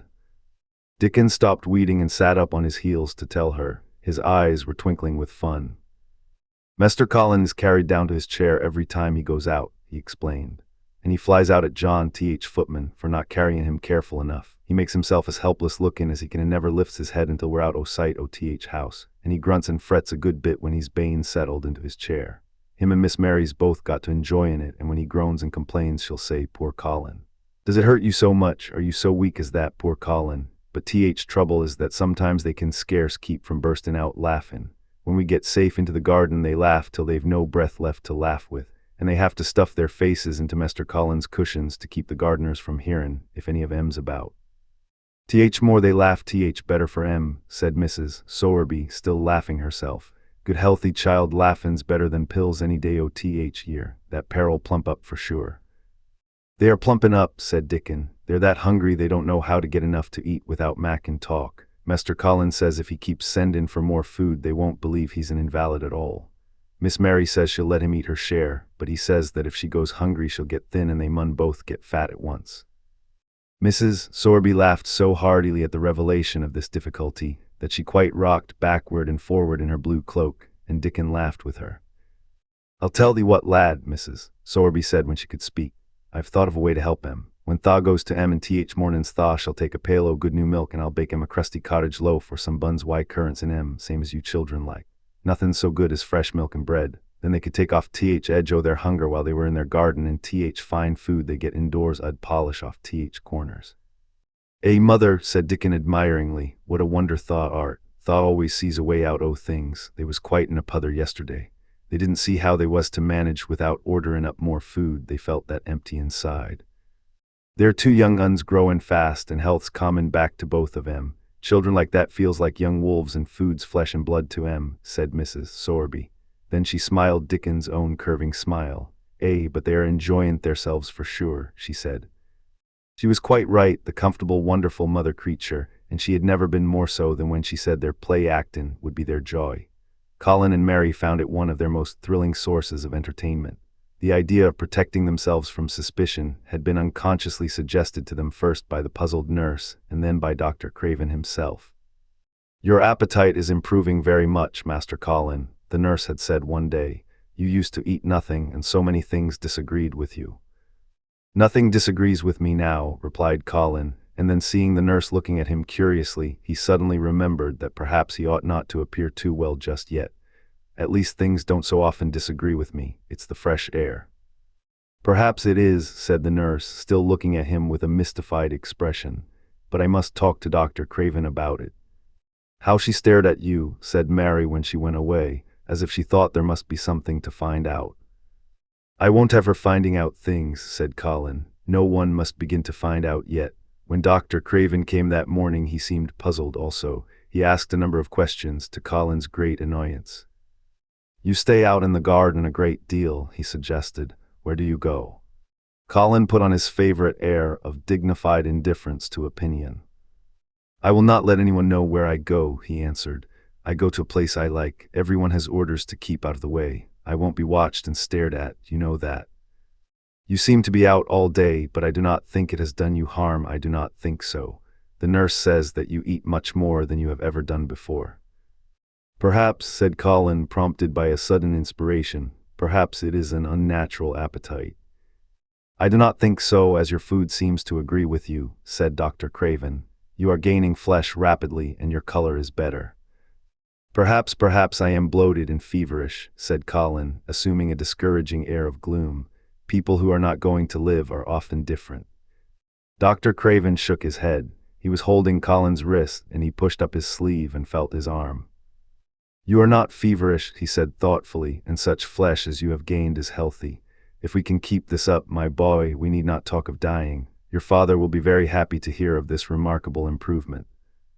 I won't have him told, Colin broke forth fiercely. It will only disappoint him if I get worse again, and I may get worse this very night. I might have a raging fever. I feel as if I might be beginning to have one now. I won't have letters written to my father. I won't. You are making me angry, and you know that is bad for me. I feel hot already. I hate being written about and being talked over as much as I hate being stared at. Hush, my boy, Dr. Craven soothed him. Nothing shall be written without your permission. You are too sensitive about things. You must not undo the good which has been done. He said no more about writing to Mr. Craven, and when he saw the nurse, he privately warned her that such a possibility must not be mentioned to the patient. The boy is extraordinarily better, he said. His advance seems almost abnormal, but of course he is doing now of his own free will what we could not make him do before. Still, he excites himself very easily, and nothing must be said to irritate him. Mary and Colin were much alarmed and talked together anxiously. From this time dated their plan of play-actin'. I may be obliged to have a tantrum, said Colin regretfully. I don't want to have one, and I'm not miserable enough now to work myself into a big one. Perhaps I couldn't have one at all. That lump doesn't come in my throat now, and I keep thinking of nice things instead of horrible ones. But if they talk about writing to my father, I shall have to do something. He made up his mind to eat less, but unfortunately it was not possible to carry out this brilliant idea when he wakened each morning with an amazing appetite, and the table near his sofa was set with a breakfast of homemade bread and fresh butter, snow-white eggs, raspberry jam, and clotted cream. Mary always breakfasted with him, and when they found themselves at the table, particularly if there were delicate slices of sizzling ham, sending forth tempting odors from under a hot silver cover, they would look into each other's eyes in desperation. I think we shall have to eat it all this morning, Mary, Colin always ended by saying. We can send away some of the lunch and a great deal of the dinner. But they never found they could send away anything, and the highly polished condition of the empty plates returned to the pantry awakened much comment. I do wish, Colin would say also, I do wish the slices of ham were thicker, and one muffin each is not enough for anyone. It's enough for a person who is going to die, answered Mary when first she heard this, but it's not enough for a person who is going to live. I sometimes feel as if I could eat 3 when those nice fresh heather and gorse smells from the moor come pouring in at the open window. The morning that Dickon, after they had been enjoying themselves in the garden for about 2 hours, went behind a big rose bush and brought forth 2 tin pails, and revealed that one was full of rich new milk with cream on the top of it, and that the other held cottage-made currant buns folded in a clean blue and white napkin, buns so carefully tucked in that they were still hot. There was a riot of surprised joyfulness. What a wonderful thing for Mrs. Sowerby to think of. What a kind, clever woman she must be. How good the buns were, and what delicious fresh milk. Magic is in her just as it is in Dickon, said Colin. It makes her think of ways to do nice things. She is a magic person. Tell her we are grateful, Dickon, extremely grateful. He was given to using rather grown-up phrases at times. He enjoyed them. He liked this so much that he improved upon it. Tell her she has been most bounteous, and our gratitude is extreme. And then, forgetting his grandeur, he fell to and stuffed himself with buns and drank milk out of the pail in copious draughts, in the manner of any hungry little boy, who had been taking unusual exercise and breathing in moorland air, and whose breakfast was more than 2 hours behind him. This was the beginning of many agreeable incidents of the same kind. They actually awoke to the fact that as Mrs. Sowerby had 14 people to provide food, for she might not have enough to satisfy 2 extra appetites every day, so they asked her to let them send some of their shillings to buy things. Dickon made the stimulating discovery that in the wood in the park outside the garden where Mary had first found him piping to the wild creatures, there was a deep little hollow where you could build a sort of tiny oven with stones and roast potatoes and eggs in it. Roasted eggs were a previously unknown luxury, and very hot potatoes with salt and fresh butter in them were fit for a woodland king, besides being deliciously satisfying. You could buy both potatoes and eggs and eat as many as you liked without feeling as if you were taking food out of the mouths of 14 people. Every beautiful morning the magic was worked by the mystic circle under the plum tree, which provided a canopy of thickening green leaves after its brief blossom time was ended. After the ceremony, Colin always took his walking exercise, and throughout the day he exercised his newly found power at intervals. Each day he grew stronger and could walk more steadily and cover more ground. And each day his belief in the magic grew stronger, as well it might. He tried one experiment after another as he felt himself gaining strength, and it was Dickon who showed him the best things of all. "Yesterday," he said one morning after an absence, "I went to Thwaite for mother, and near Th. Blue Cow and I seed Bob Howarth. He's the strongest chap on Th. Moor. He's the champion wrestler, and he can jump higher than any other chap and throw Th. Hammer farther. He's gone all Th. way to Scotland for Th. sport some years. He's knowed me ever since I was a little un, and he's a friendly sort, and I asked him some questions. Th. Gentry calls him athlete, and I thought, oh thee, Mr. Colin, and I says, how did tha make tha muscles stick out that way, Bob? Did tha do anything extra to make thyself so strong? And he says, well, yes, lad, I did. A strong man in a show that came to Thwaite once showed me how to exercise my arms and legs and every muscle in my body. And I says, could a delicate chap make himself stronger with them, Bob? And he laughed and says, art tha Th. delicate chap? And I says, no, but I knows a young gentleman that's gettin' well of a long illness, and I wish I knowed some o' them tricks to tell him about. I didn't say no names, and he didn't ask none. He's friendly same as I said, and he stood up and showed me good-natured like, and I imitated what he did till I knowed it by heart."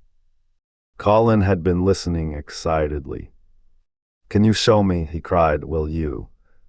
"Aye, to be sure," Dickon answered, getting up. "But he says tha mun do gentle at first, and be careful not to tire thyself. Rest in between times and take deep breaths and don't overdo."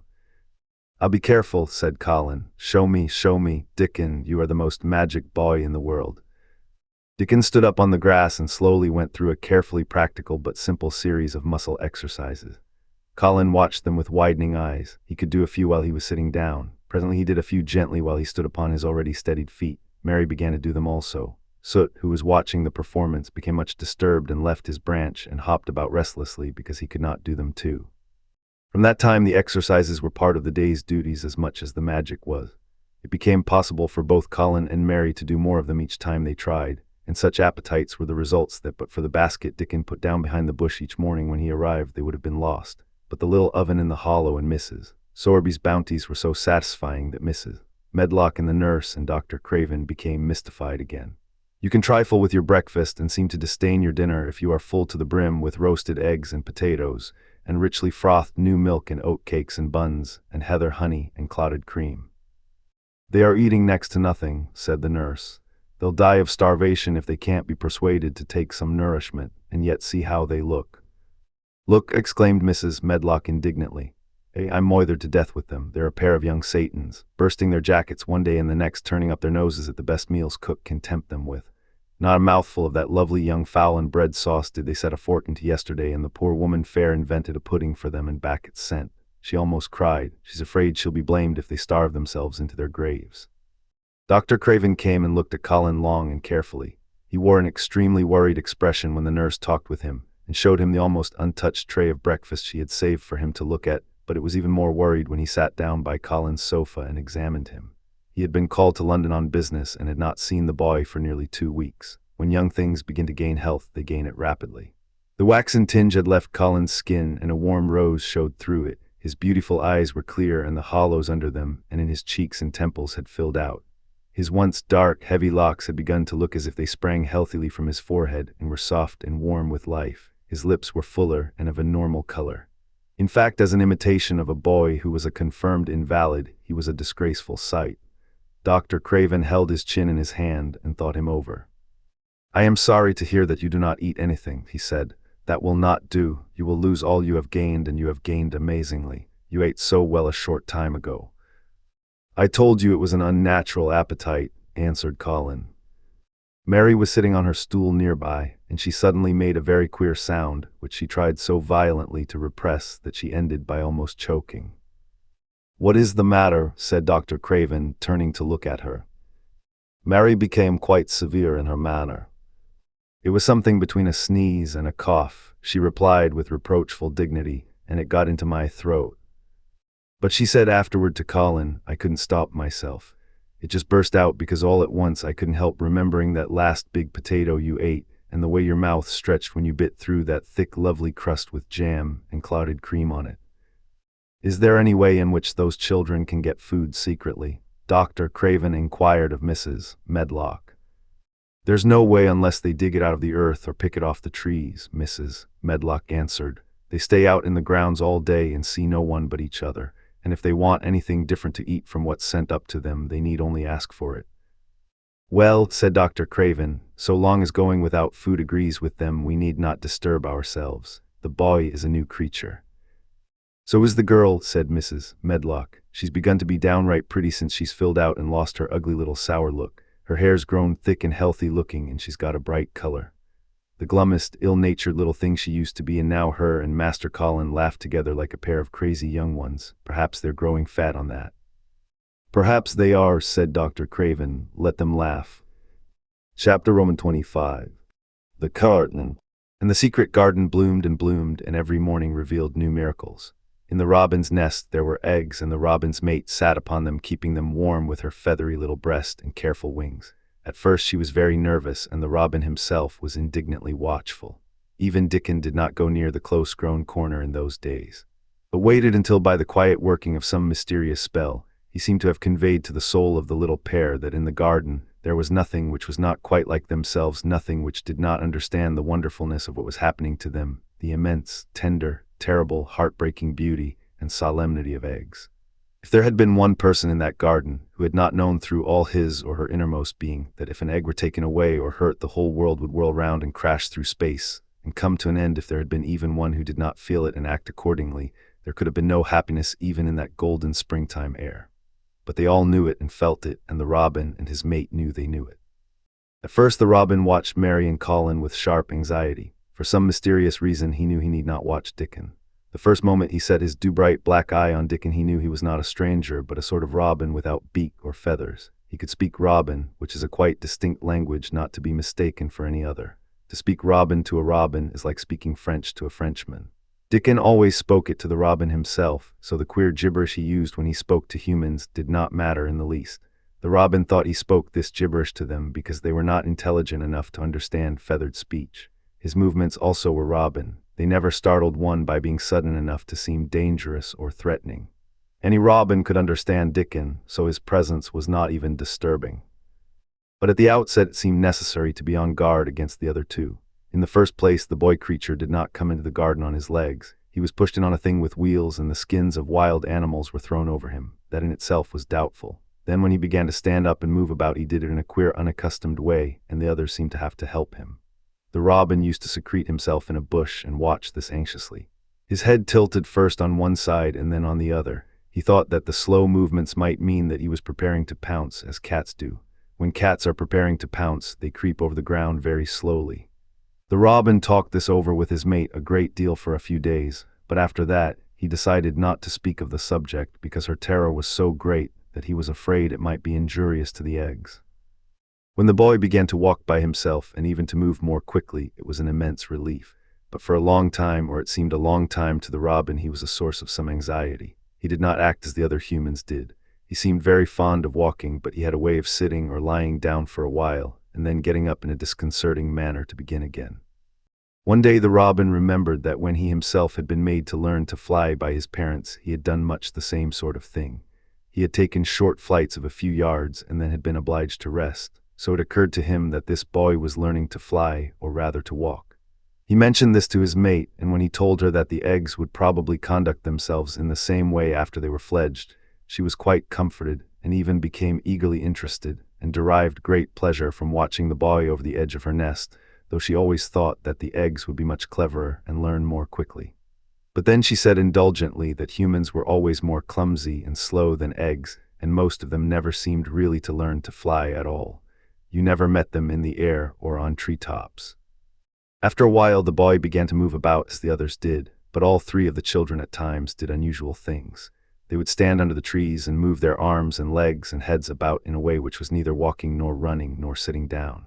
They went through these movements at intervals every day, and the robin was never able to explain to his mate what they were doing or trying to do.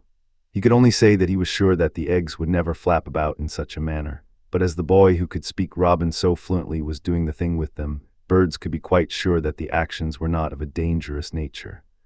Of course, neither the robin nor his mate had ever heard of the champion wrestler Bob Howarth and his exercises for making the muscles stand out like lumps. Robins are not like human beings. Their muscles are always exercised from the first, and so they develop themselves in a natural manner. If you have to fly about to find every meal you eat, your muscles do not become atrophied. Atrophied means wasted away through want of use.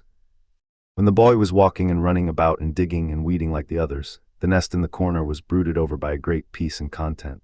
Fears for the eggs became things of the past. Knowing that your eggs were as safe as if they were locked in a bank vault, and the fact that you could watch so many curious things going on made setting a most entertaining occupation. On wet days, the egg's mother sometimes felt even a little dull because the children did not come into the garden. But even on wet days, it could not be said that Mary and Colin were dull. One morning when the rain streamed down unceasingly, and Colin was beginning to feel a little restive, as he was obliged to remain on his sofa because it was not safe to get up and walk about, Mary had an inspiration. "Now that I am a real boy," Colin had said, "my legs and arms and all my body are so full of magic that I can't keep them still. They want to be doing things all the time. You know that when I waken in the morning, Mary, when it's quite early and the birds are just shouting outside and everything seems just shouting for joy, even the trees and things we can't really hear, I feel as if I must jump out of bed and shout myself. And if I did it, just think what would happen." Mary giggled inordinately. "The nurse would come running and Mrs. Medlock would come running and they would be sure you had gone crazy and they'd send for the doctor," she said. Colin giggled himself. He could see how they would all look how horrified by his outbreak and how amazed to see him standing upright. "I wish my father would come home," he said. "I want to tell him myself. I'm always thinking about it, but we couldn't go on like this much longer. I can't stand lying still and pretending, and besides I look too different. I wish it wasn't raining today." It was then Mistress Mary had her inspiration. "Colin," she began mysteriously, "do you know how many rooms there are in this house?" "About 1,000, I suppose," he answered. "There's about 100 no one ever goes into," said Mary. "And one rainy day I went and looked into ever so many of them. No one ever knew, though Mrs. Medlock nearly found me out. I lost my way when I was coming back and I stopped at the end of your corridor. That was the second time I heard you crying." Colin started up on his sofa. 100 rooms no one goes into," he said. "It sounds almost like a secret garden. Suppose we go and look at them. You could wheel me in my chair and nobody would know where we went." "That's what I was thinking," said Mary. "No one would dare to follow us. There are galleries where you could run. We could do our exercises. There's a little Indian room where there's a cabinet full of ivory elephants. There are all sorts of rooms." "Ring the bell," said Colin. When the nurse came in, he gave his orders. "I want my chair," he said. "Miss Mary and I are going to look at the part of the house which is not used. John can push me as far as the picture gallery because there are some stairs. Then he must go away and leave us alone until I send for him again." Rainy days lost their terrors that morning.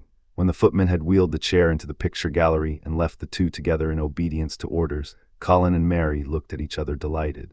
As soon as Mary had made sure that John was really on his way back to his own quarters below stairs, Colin got out of his chair. "I am going to run from one end of the gallery to the other," he said, "and then I am going to jump, and then we will do Bob Howarth's exercises." And they did all these things and many others. They looked at the portraits and found the plain little girl dressed in green brocade and holding the parrot on her finger. "All these," said Colin, "must be my relations. They lived a long time ago. That parrot one, I believe, is one of my great-great-great-great aunts. She looks rather like you, Mary, not as you look now, but as you looked when you came here. Now you are a great deal fatter and better looking." "So are you," said Mary, and they both laughed. They went to the Indian room and amused themselves with the ivory elephants. They found the rose-colored brocade boudoir and the hole in the cushion the mouse had left, but the mice had grown up and run away and the hole was empty. They saw more rooms and made more discoveries than Mary had made on her first pilgrimage. They found new corridors and corners and flights of steps and new old pictures they liked and weird old things they did not know the use of.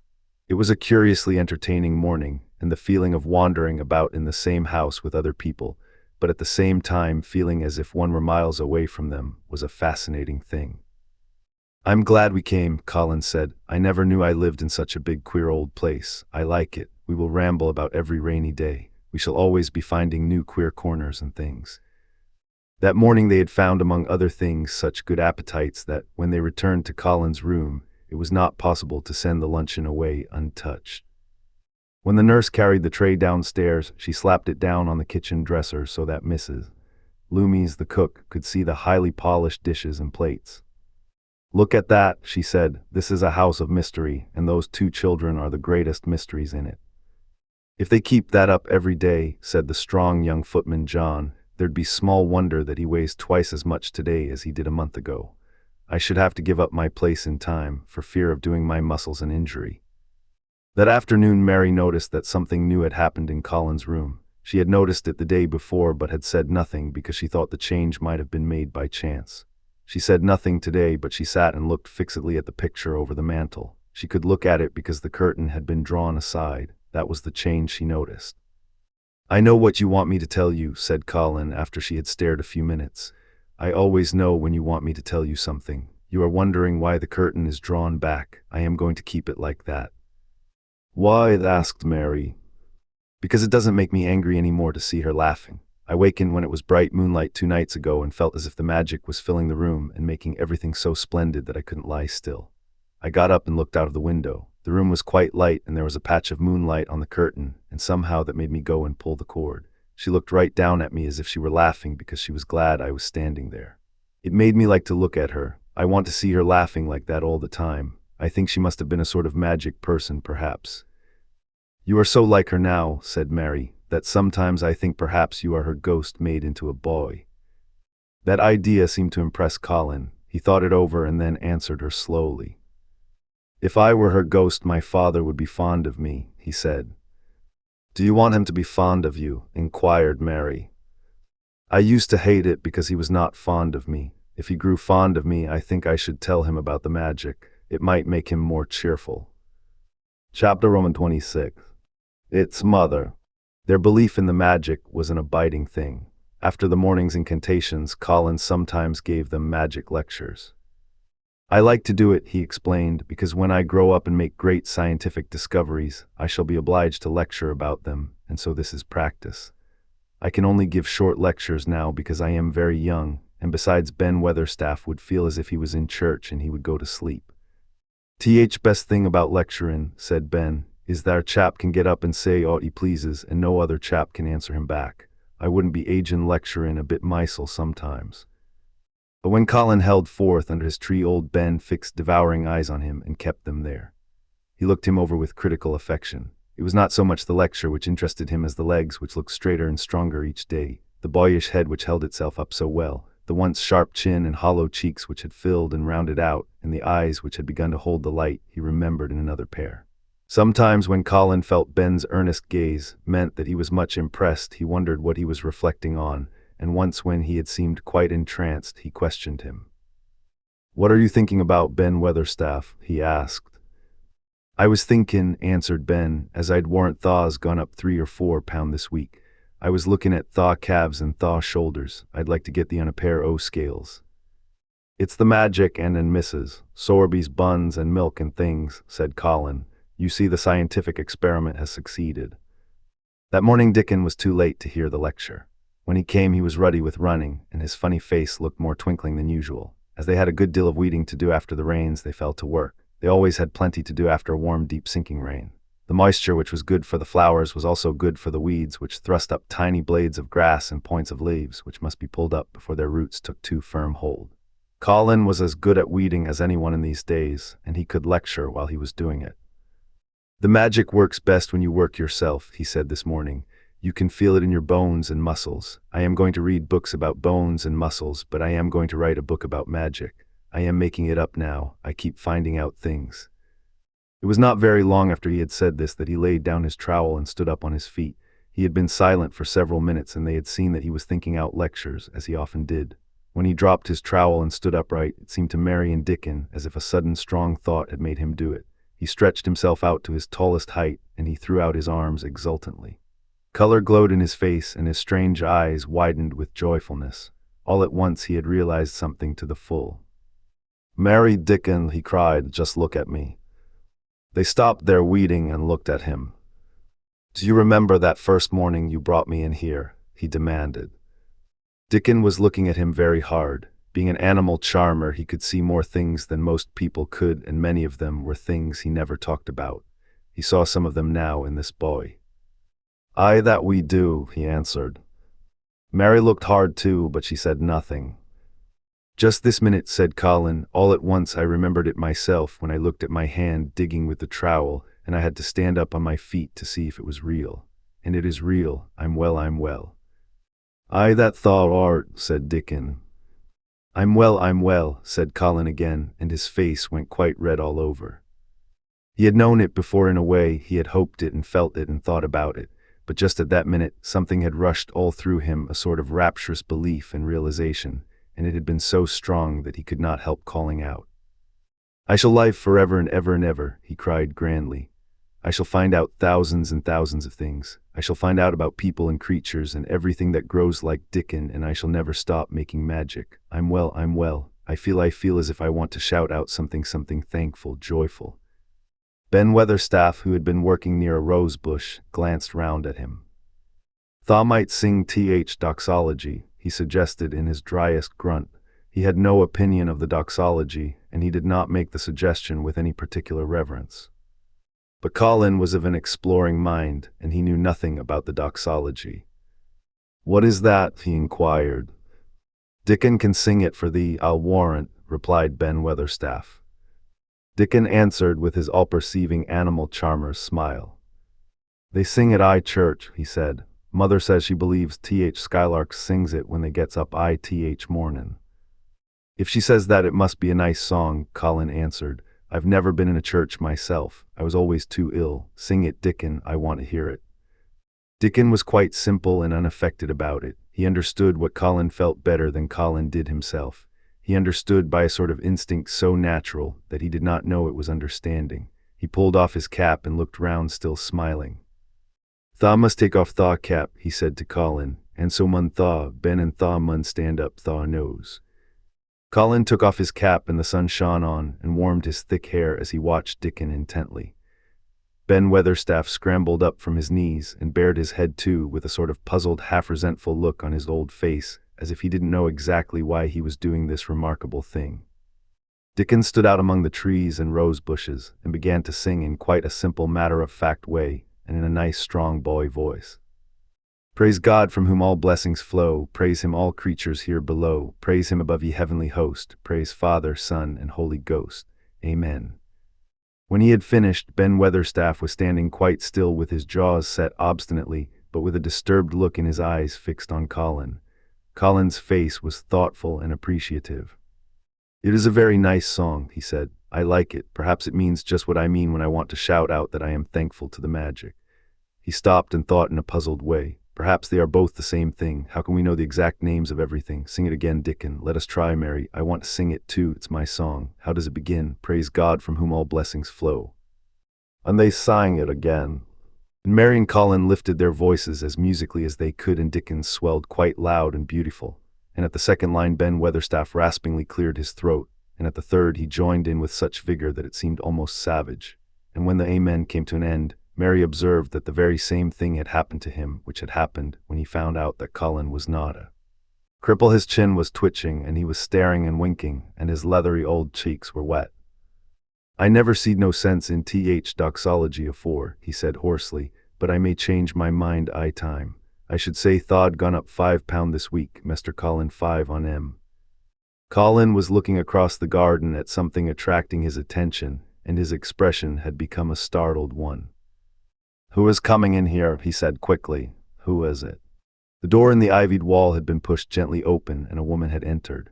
She had come in with the last line of their song, and she had stood still listening and looking at them. With the ivy behind her, the sunlight drifting through the trees and dappling her long blue cloak, and her nice fresh face smiling across the greenery, she was rather like a softly colored illustration in one of Colin's books. She had wonderful, affectionate eyes which seemed to take everything in all of them. Even Ben Weatherstaff and the creatures and every flower that was in bloom. Unexpectedly as she had appeared, not one of them felt that she was an intruder at all. Dickens' eyes lighted like lamps. "It's Mother, that's who it is," he cried, and he went across the grass at a run. Colin began to move toward her too, and Mary went with him. They both felt their pulses beat faster. "It's Mother," Dickens said again when they met halfway.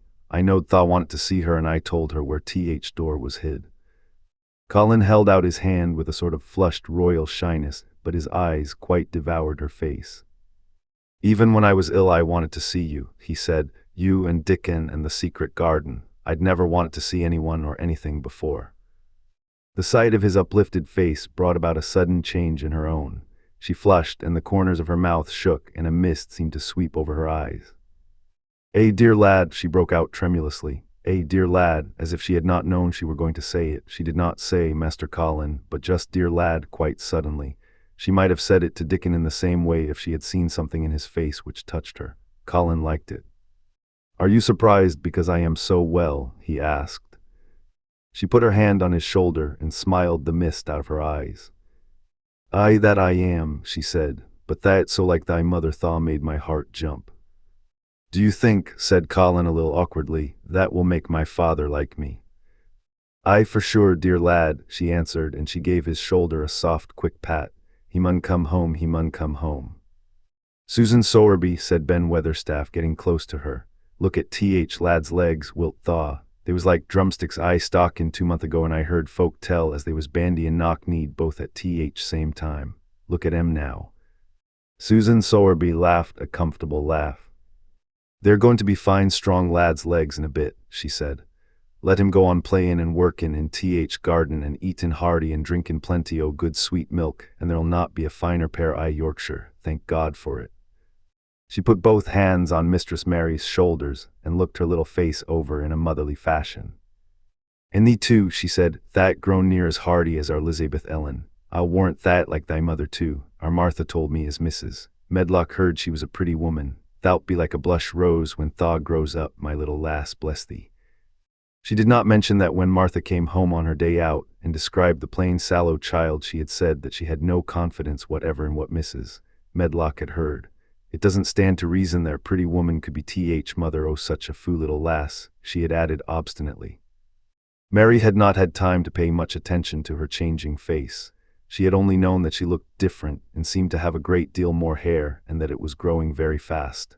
But remembering her pleasure in looking at the Mem Sahib in the past, she was glad to hear that she might some day look like her. Susan Sowerby went round their garden with them and was told the whole story of it and shown every bush and tree which had come alive.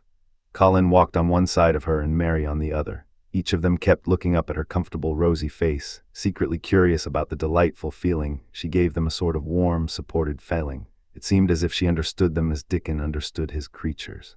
She stooped over the flowers and talked about them as if they were children. Soot followed her and once or twice cawed at her and flew upon her shoulder as if it were Dickens. When they told her about the robin and the first flight of the young ones, she laughed a motherly little mellow laugh in her throat. "I suppose learnin' 'em to fly is like learnin' children to walk, but I'm feared I should be all in a worrit if mine had wings instead o' legs," she said. It was because she seemed such a wonderful woman in her nice moorland cottage way that at last she was told about the magic. "Do you believe in magic?" asked Colin after he had explained about Indian fakirs. "I do hope you do." "That I do, lad," she answered. "I never knowed it by that name, but what does name matter? I warrant they call it a different name I France and a different one I Germany. Same thing as set seed swellin' and sun shinin' made thee a well lad, and it's good thing. It isn't like us poor fools as think it matters if us is called out of our names. Big good thing doesn't stop to worrit, bless thee. It goes on mackin' worlds by million worlds like us. Never thee stop believin' in big good thing and knowin' worlds full of it and call it what Thaw likes. thaw wort sing into it when I come into th garden. I felt so joyful, said Colin, opening his beautiful strange eyes at her. Suddenly I felt how different I was, how strong my arms and legs were, you know, and how I could dig and stand, and I jumped up and wanted to shout out something to anything that would listen. Th Magic listened when Thaw sung Th Doxology. It would ha listen to anything Thaw'd sung. It was Th Joy that mattered. Lad, what's names to Th Joy Maker, and she gave his shoulders a quick soft pat again.